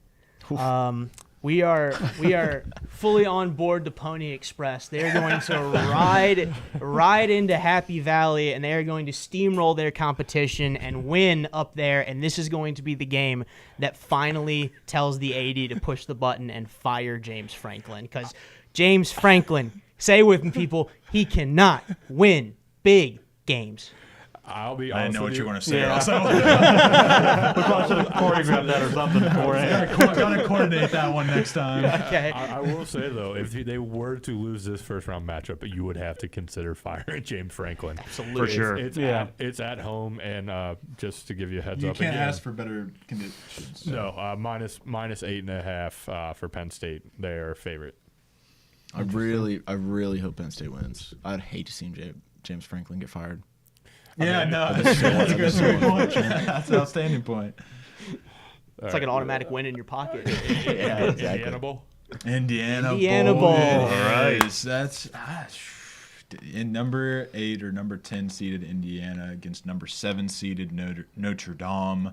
I'm gonna go ahead and make my pick here. I had my pick made pretty well when it was set here. I am going with Indiana. I want to go with the Hoosiers, my sworn enemy, to upset Notre Dame at home. I think this is what puts officially Indiana on the map as one of the better programs in the Big Ten for the next decade or so, however long Sig's there. I'm not happy about saying it, but I do have a mutual respect for Indiana and their fans, and I think this is where they put themselves on the map. Yeah, I mean, overall, you got two great offenses. But I feel like Riley Leonard and Notre Dame being at home and that defense, I feel like those are going to be the difference makers. So give me the Fighting Irish over the Hoosiers. Ben, I'm right there with you. I think the offenses are pretty on par with one another, and the defense for Notre Dame is just a little bit better. So I got to go with those guys. Yeah, as sad as it makes me, as much as I do want to sit here and say Indiana, I can't bring myself to do it. So I'm going to go Notre Dame. I also want to say Indiana. I want to see the big always do well. However, I think being at Notre Dame and Notre Dame just being a little bit bigger and a little bit stronger, I like the Irish. Yep. I think my line of thinking follows everyone else's here outside of Colton's. I just think that Notre Dame has the edge in this one. I think they're more faceted on offense. So I think they win here. All right, well, I saved the graphic. You all are welcome for that. And if you are curious, Notre Dame -8. Are we a betting show now? Apparently. Only if they're Throwing 'em out there, curious. Apparently. Only if they're curious. Vegas is giving it more than a touchdown. So Vegas. I doesn't hope think it's Genty gonna wins close. the Heisman and completely destroys your Vegas theory. Yeah, I really do. That would be You know the those greatest moment of my big, life. shiny buildings that are in Las Vegas? You don't build those because you lose. I'm just going to throw that out there. A great point here from Peyton again. Hoping to see some special jerseys in the college football playoff. yeah. Plenty of missed opportunities throughout the season. I completely agree. Having like a custom jersey for the playoff, I think would go so be so hard. That'd be sick. As Just long as make it didn't look like the NBA in-season tournament court or Yeah, something like yeah. that. That's what I want to see more of. The Boise State field, but like everybody just does that. Yeah. I A think gold field. the for Oregon it. green field would go Oh crazy. my Hey, do you god! think- Yeah, nuts. Do you think the Ohio field would be blue? Would the Ohio field be a blue? Oh, that's a good one. That's so funny. You can hear the desire. Speaking of Ohio, Speaking of Ohio, it's talk about about it. time we get there, huh? Number 8, Ohio State. Hey, that rhymed. Going up against number 9, Tennessee. This is another one I pretty much decided right off the bat. Ohio State will roll against Tennessee. Yeah. I think Tennessee shouldn't even be in the playoff. They're just in it off of circumstance. And, yeah, give me Ohio State the roll here. Yeah, I 100% agree. You know, Tennessee was a team that I was really high on going into the season. I mean, I like the way Nico plays, but it just hasn't been the same since then. I feel like they started to slowly fade. So I feel like with Ohio State, that defense is going to show up, and I feel like that's going to make a huge difference. So give me the Buckeyes over the Volunteers.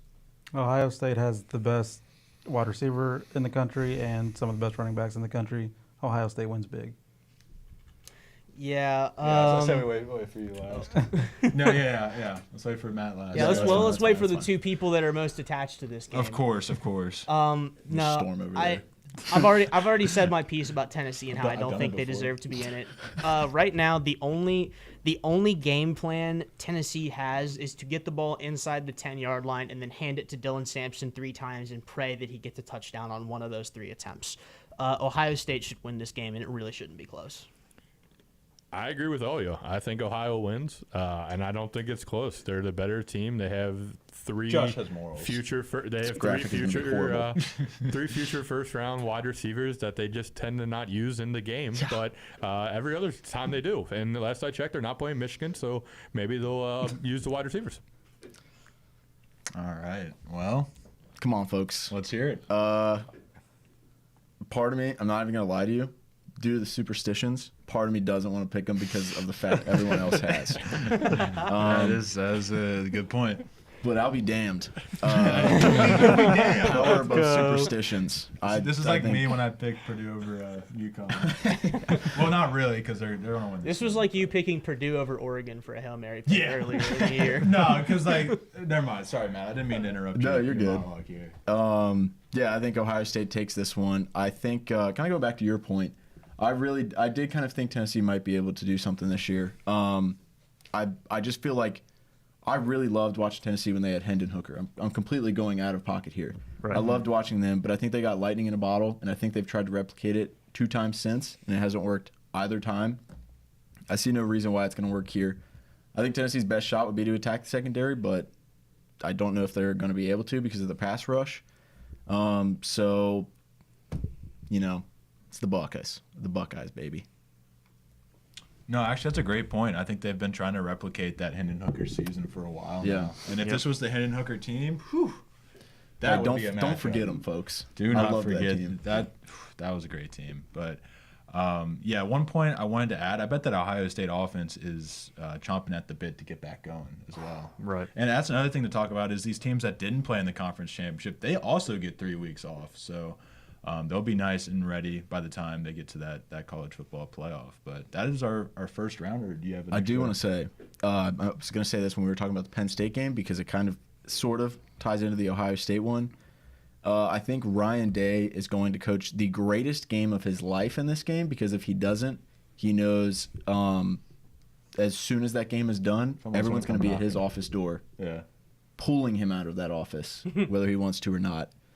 Yeah, no, it's Yeah. I agree with that. It's sort of similar to James Franklin's situation where it's like if you lose to Tennessee at home, you're gone. Yeah, You have to be at that point. yeah. I don't care what the buyout is. I think the buyout is $37 million. They'd pay it. Totally. I would totally. You just spent 20 on a roster.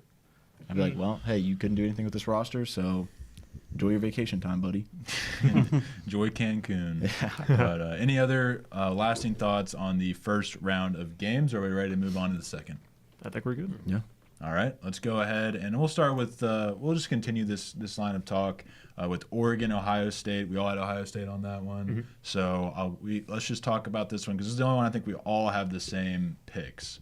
So rematch of the game earlier, and we've talked about it a lot. It's hard to beat a team twice, and this Oregon team, like I have said, has not had that punch in the nose. They haven't had that loss this year. I'm not making a pick yet. I want to hear what everybody else has to say. But yeah, this is going to be a big matchup. Absolutely, possibly, yeah. This is going to be the biggest matchup of the quarterfinals, assuming it all goes down. So, what do you guys think, though? I mean, overall, though, it's going to be 2 great defenses going at it with each other. I mean, it's just going to depend who gets the most stops. But, I mean, like you mentioned, it's hard to beat a team twice in 1 year. But I feel like Dylan Gabriel will be the difference. So give me the Oregon Ducks. I think I'm going to go with OSU here. I, again, don't think you can beat a team twice like that, especially in this kind of situation. And I feel like Ohio State's going to be motivated to get that win, to clear their name of that loss. And they're a little underrated right now because of that Michigan loss. I think Oregon's running into a buzzsaw at the wrong time. Yeah. I think, you said it's hard to beat the same team twice. I think it's especially hard when you watched how that Oregon game ended with Oregon just pinning Ohio State in a really, really bad spot. They did it right. It's not like it was, bad calls or anything. They did it the right way. They put them in a tough spot. Will Howard made, bad decision, and it's like the game came down to one decision that was very poor.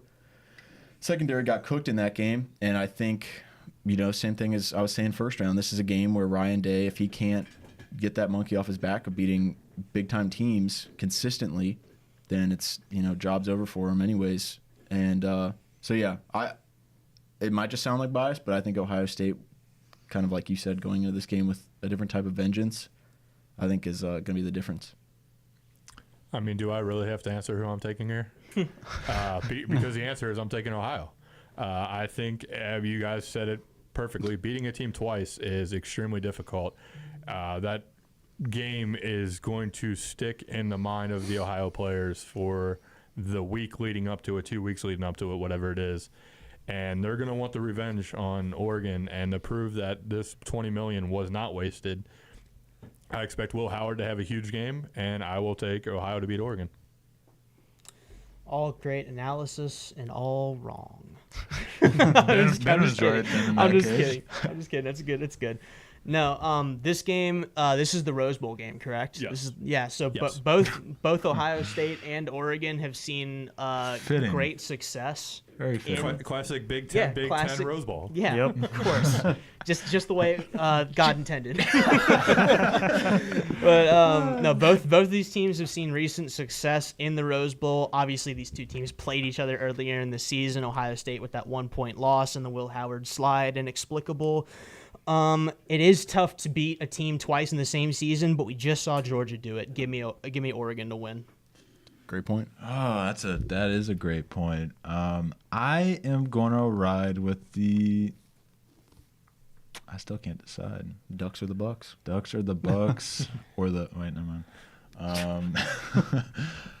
I want to Ducking or ride with bucking, Ohio no? State here. I think Oregon, even though they were my preseason champion, I didn't expect them to go undefeated in the regular season. I think this is where that first loss comes. I don't think they stay undefeated. I think Ohio State gets the win here and moves on to the semifinals. I think realistically, it's going to be the Jeremiah Smith versus Tez Johnson show. I think whoever has more yards between those two is going to win that game. Actually, I'm switching. I'm switching up. I do this a lot. I'm going with the Ducks, and that's based on the fact that they are my champion pick, and they're going to be very refreshed. Ohio State coming off of probably not the hardest game, but coming off a game the week prior. Oregon's going to have the fresh legs, and I'm going to take the Ducks. Oh, yeah. There's my usual switch up when we do these picks. There's always the one game where I said something and I regret it. So let's move on down to number 2, though. Georgia.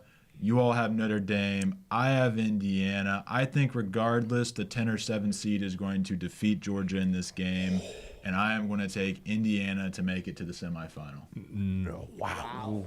I know Josh just loves Georgia, thinks they are winning the national championship, apparently. Like, nobody can beat this team. I'm gonna say, I don't think they're that good. I'll go ahead and go. We can throw it my way then. Even with Carson Beck. No, I'm actually taking Notre Dame to beat Georgia. If Carson Beck is out of that game, they are not going to beat Notre Dame. I don't think they can get it done with a backup quarterback. And if the quarterback is also banged up and you have to use your third string guy, I see Notre Dame beating Georgia and moving on to the semifinals. Yeah, I'm sort of in that same camp. We just don't know the health of Carson Beck. Gunnar Stockton, obviously, we saw him took that hit that literally ejected his helmet 5 yards downfield. So we also don't know the health of Stockton. I don't know if Stockton knows the health of Stockton. I don't know if he knows he is Stockton. Who's Stockton? John Yeah, Stockton? Stockton. No, so it's gonna depend on the health of the quarterback room in Georgia, and if they're not healthy, then I think Notre Dame has a walkover to the SEC or to the SEC. Whoa, it's a walkover to the semifinals. Notre Dame and the SEC would be diabolical. Sorry. I'd like to They say never make a playoff game. I don't think it matters who the Georgia quarterback is. I think the Georgia offense has been suspect pretty much all year, and I feel like either of these high-powered offense, I pick Notre Dame in that Indiana Bowl. I think Notre Dame wins this fairly easy. Yeah, I was kind of going back and forth with this matchup. I mean, you got Notre Dame, Georgia. I mean, obviously two great squads. But it'll be interesting to see Notre Dame's offense going up against Georgia's defense. I mean, it's going to be a tough decision, though, but I'm actually rolling with Notre Dame. I feel like their defense will get a couple of stops on offense. So give me Notre Dame. Yeah, I'm going Notre Dame too. I mean, you guys have pretty much beat the dead Nobody horse here. picked Georgia.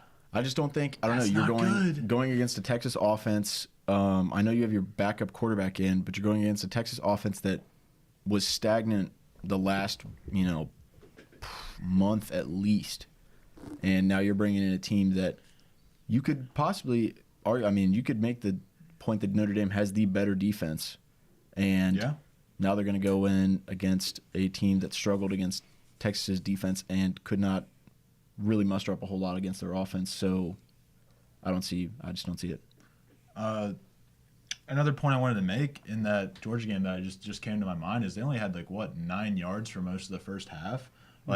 It's kind of crazy that Texas wasn't able to capitalize on that. They had almost 200 yards to Georgia's 9. Yeah. But this offense is just so stagnant at times that I think even if Carson Beck's back, even if he's 100, I don't think he will be, but if he's 90 or so percent, I still don't see why this team's going to defeat Notre Dame or Indiana. So I know is that a hot take that Indiana beats them or no? I think No. I think Josh thinks it The is. Indiana's an extremely hot take. If Indiana were to play Georgia, I'm taking Georgia by 3 or 4 scores. Yeah, I would I agree. think you just absolutely. First of all, you have way too much hate on Indiana, and you just absolutely love Kirby Smart too much. You're on that. believing in Georgia's ability to score too much. I Yeah. think. I When think has their when de- I has think their Georgia defense will be when able has to score. Georgia scored 4 times? Yeah. I guess they ended up doing that in the Texas Tech. game. Or yeah, Georgia Tech. Yeah. Yeah. They had a little help there, but they were already up to 30 or something. Yeah, so. that's something I was gonna say too. Is you're in the no pun intended. You're with the big dogs now. You can't go down. I know last game against Texas, crappy offense. You're down 63 at half. You can't go down 17-0. If you go down 17-0, just pack your bags, leave at halftime. Yeah, You're not coming back. exactly. But shout out to Georgia. They'll always have the movie play in the SEC championship where they send Carson Beck in for one last play. Yep. Even with a One last broken play. arm that didn't move. Not moving at all. And then after he gets it, he's gonna Snapchat and be like, "Hey, what's going on, guys?" Just wanna ask you." That 30 for 30 is going to go crazy. He's also going to make another snap. But Yeah, we won't that's- talk about that one. Moving on down to the number 3 seeded Boise State team going up against, in my opinion, SMU, and everyone but Garrett's opinion, Penn State. I think, I don't know if either way, but I think SMU is definitely a better matchup for Boise State. I have Boise State winning this game and making it to the semifinal. Yeah, for myself, I'm actually going with Boise State as well over Penn State. I feel like Ashton Genty, obviously, he's going to be the difference maker. I feel like he's going to run tends all to over. be. Do what now? He tends to be. Right, yeah. That's what I'm yeah. gonna say. So, I feel like he's going to run all over that Penn State defense. So, give me Boise State over Penn State. Yeah, I'm drinking the Kool-Aid. Boise State's going to win this game. Boise. Yep, Wow. that was quick. You guys weren't ready, huh? No. Well, everybody knows I've been on this Penn State train all year. I was a believer in Drew Aller. I called them being the runner-up in the Big Ten, and I think they will be able to contain Ashton Genty enough where they'll have more skilled players and they're the better team. So give me Penn State. Boo. Yeah, like Colton, I have Boise State playing SMU, the Broncos and the Mustangs in the Pony Bowl, and I have Ashton Genty running all over SMU and Boise State going into the semifinals. Plus, it's the Fiesta Bowl, and weird things happen when Boise State is in the Fiesta Bowl. So give me Boise State to punch their ticket to the semis. That's a very underrated point on that one. So that brings us to our last quarterfinal game, Arizona State. I have them against Clemson. Ben has them against Texas. Yes. Anybody else have Texas? No, we all have So Clemson. Ben was the one that saved the graphic. In the event that Arizona State plays Clemson, I don't know. I'll hear you guys' thoughts. Yeah, so obviously I have Texas going up against Arizona State. I am a little concerned for Texas, though. I mean, I love their defense, but Arizona State, they just been tearing it up the last couple of weeks, and I feel like they're going to continue the momentum. So I'm actually going with the Sun Devils over the Longhorns. I think I like Clemson to continue their momentum in this. I feel like they'll be able to at least contain the run game enough to kind of make that Arizona State offense a little one-dimensional. So I would go Clemson here. Yeah, I think it's going to be a really fun game. I think this is going to be a very offensive-filled game between both teams. I don't know. I think looking at Clemson's rushing offense, like we talked about before, is going to be really important because we know what Arizona State's rushing offense can do. Honestly, I could see this going either way, but going off of experience, I'm going to say Clemson.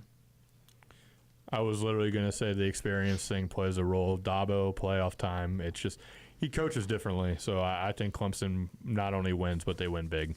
Yeah.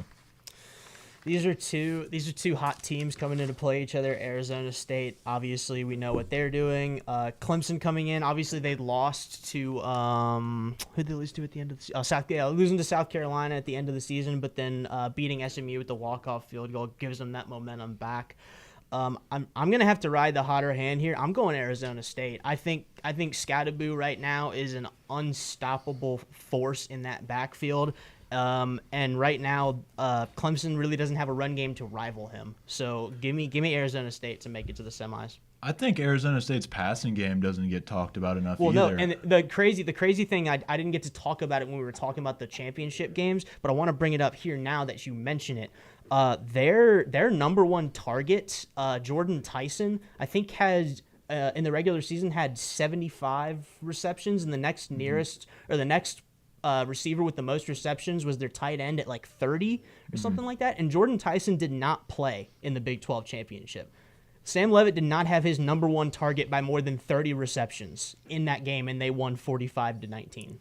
I'm gonna say you compare him to Brandon Ayuk, and you see the skill set. So I mean, that's a talented dude that you still put up those numbers without him. That's Without impressive. him, exactly. That's part of the reason why I have Arizona State. I think Arizona State's defense too could be talked about a little bit more because at halftime it was a close game, and then for pretty much all of the second half except for garbage time, Arizona State kept a cap on Iowa State. So yeah, that's something to be talked about.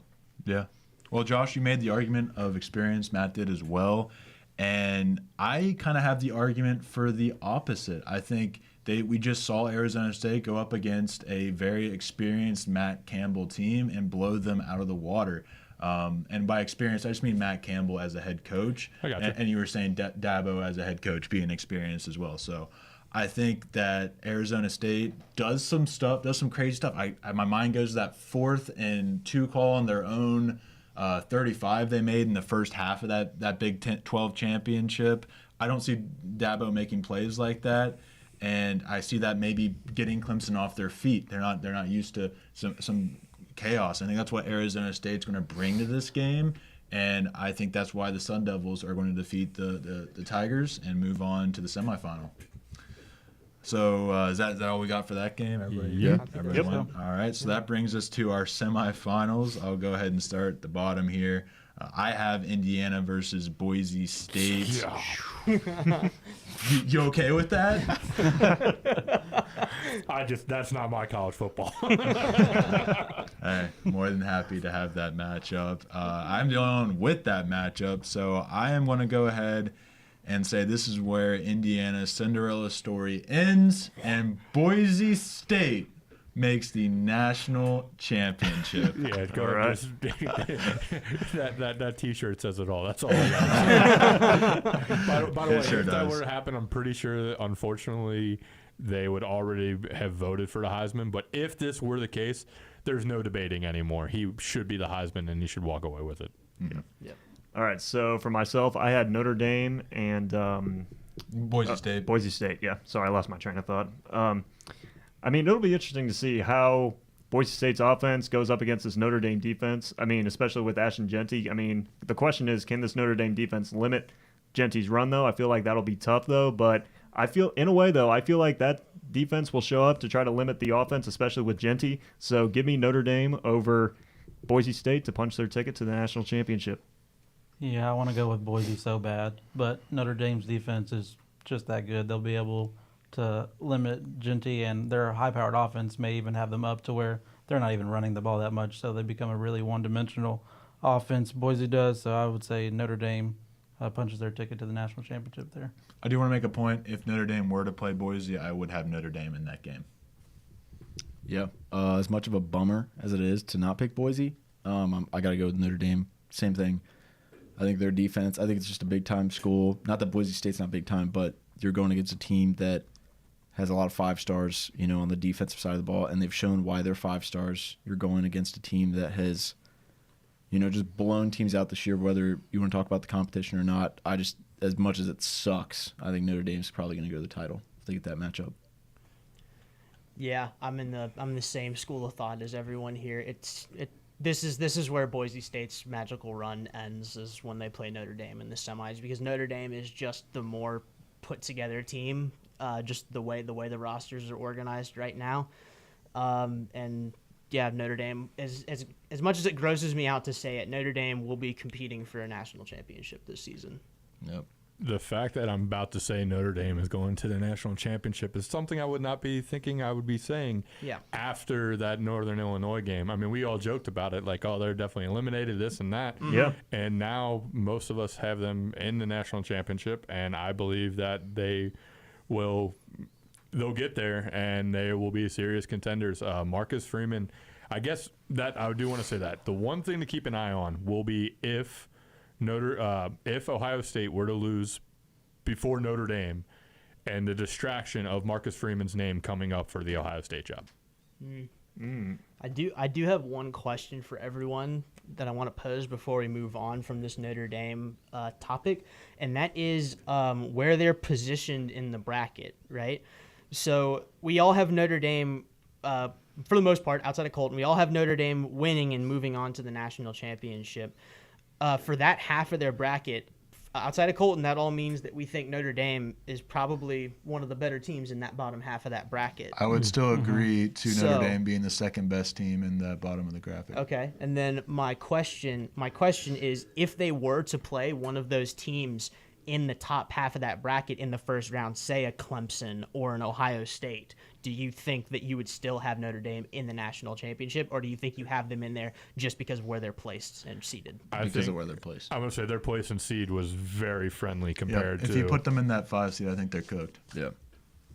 Yeah. Sorry, Josh, didn't mean to cut you off. No, you're good. I don't know if they'd be cooked. I still think they'd beat Clemson and they'd beat Arizona State. I agree.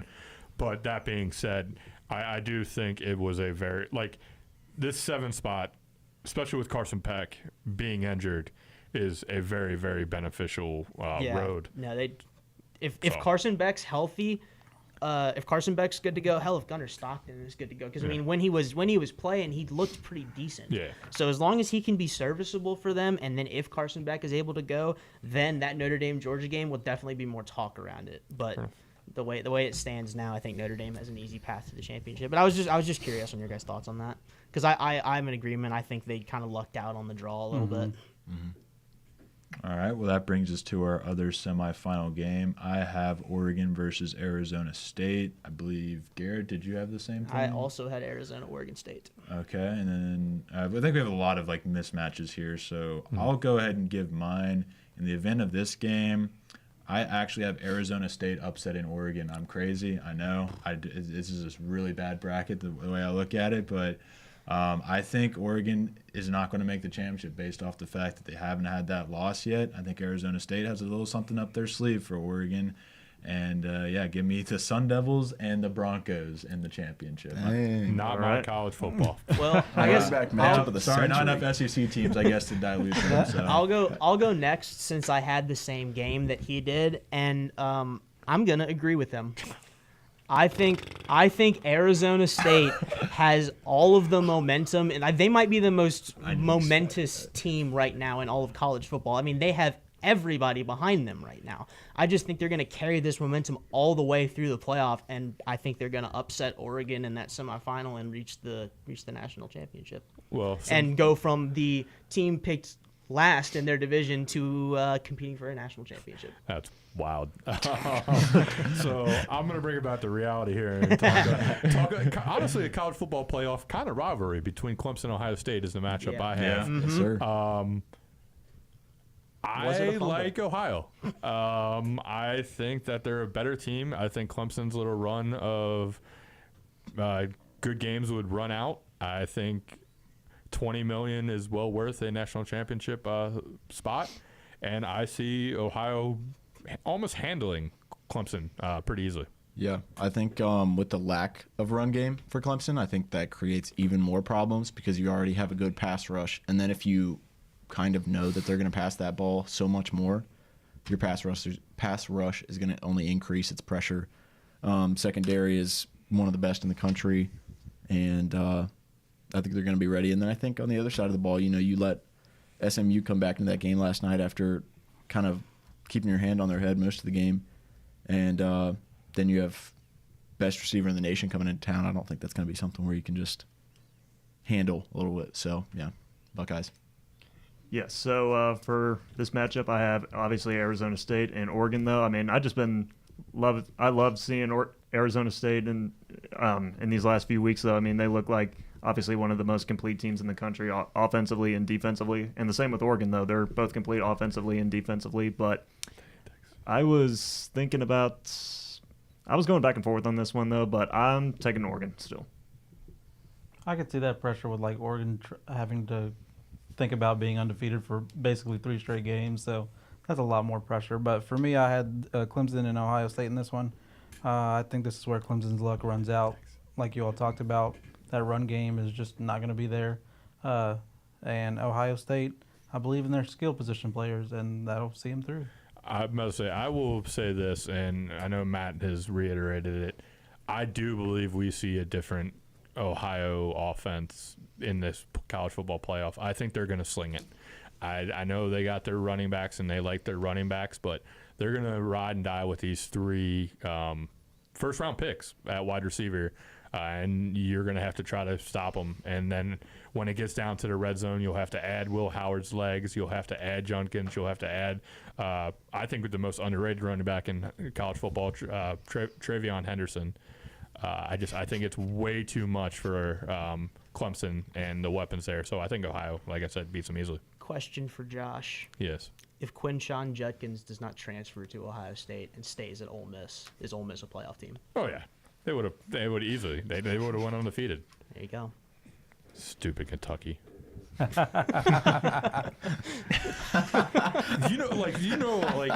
goes all the way back to just that game. That game is what kept them out of the playoff. Yeah. The other losses weren't bad. It's just, God, Kentucky. Meanwhile, they have a mass hiatus, and the 20 players have already hit the portal as of today. For Ole Miss? No, Kentucky. Oh, Kentucky. Yeah. That is happening. Wow. He should be. Mark Stoops should be fired. I don't. He understand should how. be, but it's Yeah. a buyout issue. He is owed $40 million. So. $40 million? Where's Oh, the- my goodness. Yeah. Your program is very smart. Enjoy. In shambles, for sure. Holy yeah. That was a fun year, that one year. Yeah, it was so Yeah. good. Y'all had a great Shout out Will man. Levis. Yeah. Jesus. We're never seeing that again. But anyway, shout out Will Levis. Yep. All right, national championship time. I think it's time to talk about the Natty. I'm just going to get mine out of the way. The just absolute NCAA CFB 25 championship here between Arizona State and Boise State. In this event, I do think Arizona State gets it done and wins their first national championship. Yeah, I know I'm straying away. I think Arizona State will take advantage of the one-dimensional Boise State offense. I think it'll be a close one. I think it'll be a great one. But give me Arizona State winning the national championship. All right. So my matchup, I got Oregon and Notre Dame. So just looking at both these teams, though, I feel like going into this matchup, though, the defenses are going to be the most important on both sides, though, seeing who can get the most stops and see who can try to eliminate the run game, though. I mean, you got 2 quarterbacks that obviously love to run the ball. I mean, you got it in Riley Leonard. You got it in Dylan Gabriel, though. So I feel like this is going to be a low-scoring matchup. But I feel like Oregon will have the advantage. So give me the Oregon Ducks. They are the national champs. That was your preseason pick, too, wasn't it? It was, yep. For me, in my title game, I have OSU and Notre Dame. And I believe in Riley Leonard more as a quarterback than Will Howard, obviously. But I think, the position players for OSU just get it done. I feel like Will Howard will be able to at least limit his mistakes. So it'll be a close game, but I think Ohio State pulls it out. Yeah, same thing. I think it'd be a very low scoring game. I think it'd be a lot of hard fought football. I think obviously Ohio State can use their position players, Ryan Day. And I think they will, but I think this would be a very hard-fought game. I think the Buckeyes win it, but, yeah, I think it's a close one. College football experts. There's no way I can pick Ohio, right? Like, there's no way I'm picking Ohio. But guess what, gentlemen? I am. I think Ohio is going to go on and win the national championship. I think $20 million is going to be worth it, and they should lock up Ryan Day for a lifetime kind of deal. Make him the greatest coach ever. Man, I love that guy. Maybe I'm putting this all in the universe because that's the deal that I want to see done. But yeah, no. In all honesty, I think that Michigan game was going to be a wake up call, and we're just going to see a totally different Ohio State team. So yeah, I'm taking Ohio State to win it all and beat their probably should be next head coach Marcus Freeman. Yeah. All right, so for my matchup, I had the improbable Arizona State Sun Devils taking on the Notre Dame Fighting Irish. The storyline in this game is that Cam Skattebo goes from one offer at the FCS level to a national championship MVP, and Arizona State wins it all. Y'all are nuts. They have the hot hand. I'm riding the hot hand. That means a lot. It means a lot in these tournaments. I don't know why, but when I cut to you, it kind of looked like that meme from Friday of Ice Cube and Chris Tucker, where it's like, damn! I know exactly what you're talking about. That's great. Yeah, I'll be the first one to admit I didn't really realize like what my bracket was looking like until I ended up with Boise State and Arizona State in the championship, and I was like, oh, I made those decisions. So That's how March Madness feels. yeah, no, You'll be looking at you're like, I got two 12 seeds playing each other? yeah. What am I doing? I'm gonna call it the March Madness bracket and roll with that. But what do you want to say, Josh? I was gonna say we did this for 2 hours, and it's all gonna just be Oregon versus Georgia in the most chalkiest national championship, and Probably. Georgia wins by like 40 with an unbelievable defense, and then Colton has to put up with me being like, "What about Georgia now?" That's true. If they score 40, I'm giving them a standing ovation. I know that. If they score 40, we got to test Carson Beck's arm. See what they stuck Got in there. there. Yeah, no Yeah. kidding. Got one of those like big evil doctor syringes on the sideline. Dude's like cyborg or something now. Yeah, They every just throw replaced his arm. that he makes, smoke shoots out of his arm because it's just like a release of pressure. If you're close enough, you can hear like the mechanical noises. Just get RoboCop, but in football. Yeah. They put vibranium in there. So speaking of which, though, since we've been doing this for 2 hours, do we want to scrap the post game or do we still want to run it? Post-game presser? Yeah. Absolutely. All right, we'll What do still you run mean it. scrap the post-game presser? I What's mean- this guy talking about? What do you think this is? A Norse Benchwarmers Yeah, what, we podcast? just come here for fun or Come something? on. I mean, come on now. That's what everyone's here to see. Fair enough. All right. Fair enough. All right. Well, in that case, is there anything else people want to get out? I mean, we still have a little bit after, I'm sure, but Garrett, you want to take it away? I'll let you control. Hello, There's Josh. Josh. Hello. Hey, There's Josh. Josh, 'cause Hey. I don't have I can see you through the glass. I don't have a camera on me, so there's Josh. But here's Okay. here's Josh's fun little tape yeah, that he yeah, picked I for see that. everyone. I'm not sure if the sound is gonna play. I could be I could be wrong. I don't think there'll be sound. It's about to destroy our ears. Yeah, Yeah. say if there is, it typically is Yeah, very It's just, loud. I mean, just look at that like happiness that he experienced. I mean, doesn't he just look like a national champion head coach? That dude has zero thoughts going Is through his it? head. Dude, man. Is this actually after the game? Yeah, and then there it is. Oh, There's okay. the brawl. There's the brawl, and he just stands there like, "Oh, my guys are fighting." When you look at the clips of the difference, Sharon Moore is out there like Yeah. trying to separate his players, like, "Hey, get back, get back." Ryan Day literally just looks at a guy. What happened? Yeah. Well, that's basically what he's been asking for the last 4 years, and I'll tell him what happened. Grown man football is what happened. Learn to play it. You're soft. All right, man. All right, now that we got that out of the way. You okay there, Sue? You okay? I'm chilling, man. Hey, I'm not Ryan Day, so All right, you're gonna have to help me on this one. I don't know whose clip this is, so we're gonna get Josh. I in believe there. that's mine. That's Yeah, Alex's Alex's, clip. yes. Yeah. we're using it. Come on now. There's There's Alex. There we go. There we go. All right, here's the This is clip. Ole Miss putting the miss in Ole Miss and losing to Kentucky, shattering My favorite Josh's is reaction. Heisman favorite Coach of the vote. year, Mark Stoops. Yes, sir. Back when Kentucky was good. Yep. Look at all those people upset. Especially they look that like, defense. They look like they just heard Old Navy shut down. Like, they are very upset. Bro's been sitting on that one. Oh my goodness, that's great. How I That's love some to good remember a stuff, time when Alex. Kentucky was good. Jackson Dart probably went in that post-game press conference and he's like, I don't even know what happened. What just happened out there? Oh my goodness! All right, next up, I believe is Ben's clip. Is this Yep. Ben? No, No, that is not Ben. Nada. That is No. That is I. That is Matt. That is Matt Supinger. It is indeed. We're gonna try to get you up here, Matt. got And this. there he is. There he is. All right, Matt. Here All we right, go with the clip. Everyone, just watch the best receiver in the country. There's a son. Happy father-son time in the end zone. I mean, this is a gross catch, obviously, because it's one-handed, but it makes it even nastier because the defender knew, like, you can't fight back against him shoving you. Like, that's embarrassing. I'm gonna say what's nuts is that kid is 18 years old. Yeah. like Yeah. he is so darn good already. Yeah. It's unbelievable. Yep. All right, you're gonna have to bear with me here. I gotta make sure that these all get More rotated FaceTime, let's go. correctly. Oh. All right, we're rotating them. Yeah, no, Matt will get plenty of FaceTime. Let's go. All right, Thank you all let's for see. coming to- Now this clip, Georgia, Alabama. Who's that? That's Colton. That right? would be me, another is impressive Colton. teenager Oh, in hey. college football. All right, what let me do get it. you- Let me get it ready. Okay. Let me get it ready. I'm moving the camera a little bit, Okay, and you there got we this. go. There it is. There I it remember is. watching this. All We were right. in Charlotte.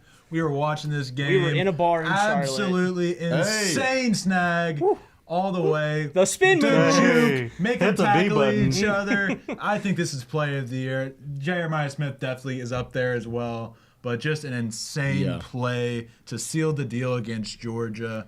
What a play! 75-yard receiving touchdown. And again, that he was 17, I think, at the time. Yep. Wasn't even 18 yet. And then he was not seen for the rest of the season. he just kind of fell Yeah. off the face of the earth, but still an insane. Well, didn't Bama also go more with a run-heavy offense the rest of the way? Yeah, it seems like it. Yeah. Done with the garbage. So heavy that'll offense. do it. Yeah. I mean, Jalen Milroe's passing just kind of fell off a cliff. This too, is the first so- year I've seen Alabama without a run game in a long, long time. Yeah. Yeah. Honestly, I was expecting a bit more from Jem Miller. Yeah. But our final clip of the evening goes to Mr. Ben Miller. And Yes, Ben, sir. if you'd like to walk us Man, through this is a major clip. throwback. Yeah, right here. so this is the first game of the season. Georgia and Clemson. Look at I mean, that. just looking at that interception, though, that is sick. That Goodness. extension is Yeah. insane. Like, you don't see that very often, though. I just thought that play always stood out to me from the beginning of the year. Yeah, I think Alex did that one time. Yeah. I mean, I don't like to brag, but since you brought it up, that's five the times. example Back in your of prime. I mean, that's the example of great athleticism right there. Yeah. To go up and snag that ball away. for sure. No, it's peak for sure. It's peak. Yeah. We have a chat from Peyton Cox. He says they need to simulate Arizona State and Boise State on CFP 25, and I completely agree. For But real. we'll see it in real life, so we don't have to worry about Colton it. set it to 15-minute quarters and stream it. I'll watch it. I got you. Coming up after this, I'll put it on the Norse Benchwarmers. I'll stream it. But yeah, that's really about it. I guess there's our post game Do we presser. wanna- Any closing thoughts? Any? Do we want to run down the playoff format, or not format, but the bracket one more time, just to remind everyone kind of what the matchups are going to be? Yeah. So we got. Does anybody have like a list of like when these games are going to be played or anything? I just shut down my computer. have it. I got it. Josh got a little excited. All right, Josh clocked out early. Josh clocked out Josh early. is thinking of food already. Yeah, he right? said it's my birthday. I gotta go. He clocked out. right. I said Ohio Josh State ready for winning. birthday meal. All right, so I've got the bracket pulled up here. I'm just gonna kind of go in order of the way that I read them. So the first one I see, number 4 Arizona State gets a bye. They'll be playing in the Peach Bowl, and they'll be playing the victor of Clemson and Texas, who play December 21st at 4 p.m. And then moving down the bracket, you have Oregon in the next bye. They'll be playing in the Rose Bowl, and they'll be playing the victor of Tennessee versus Ohio State, and that will be played also on December 21st at 8 p.m. I just remembered Tennessee needed heaters for 55-degree weather in Tennessee. They're going to Columbus in December. Yeah, good luck with that, guys. Moving down the list, we have Boise State in that third bye spot, waiting for the victor of SMU and Penn State for the Fiesta Bowl. And then I already said SMU will be playing Penn State, and that game will also be played on the 21st, but at noon. So Of you'll course, have big noon kickoff. Yep. Yeah. So you'll have SMU. Of course. So as for the slate on the 21st, you've got number 6 Penn State versus number 11 SMU at 12. You have number 5 Texas hosting number 12 Clemson at 4. And then you'll have number 6 Penn State hosting number 11 read that backwards. You'll have number 8 Ohio State hosting number 9 Tennessee at 8 o'clock at night in the shoe. So temperature will be a factor. And then for your final matchups, you have Georgia waiting on the victor of Indiana and Notre Dame. And that'll be number 7 Notre Dame hosting number 10 Indiana the day before the 21st. They'll be playing the 20th at 8 p.m. So that'll be another night game right beforehand. And whoever wins that will play number 2 seed Georgia in the Sugar Bowl. I do just want to say, Peyton, if you are listening to this or if you go back and listen to it and you're still in the chat, shoot me a message. You're going to get a 25, we'll make it the $50 gift card since you sat here with us for the 2 hours and, been supported. So, about us? Producer Yeah. just made the I executive think, decision. I think I'm the top commenter on all the North Midlanders things, but that's okay. Absolutely, the That's top okay, comment. whatever. I mean, I've already told you you're on the show. I You don't- cannot win. I don't get my respect, and I'm tired of it. all right. Is there any other closing thoughts before we get out of here? No. Matt, do you have a monologue you'd like to give? I mean, Let's Fire go. Ryan Day. Do Unless, it. Fire Ryan Day. Unless anyone has anyone else to say, I did, in fact, have one. Let's go. Let's get it. Okay. Everyone, enjoy. So for all of you sitting here watching today, it is currently, December 8th. 8th. Sorry, I can't read. It's currently December Even 8th. with glasses.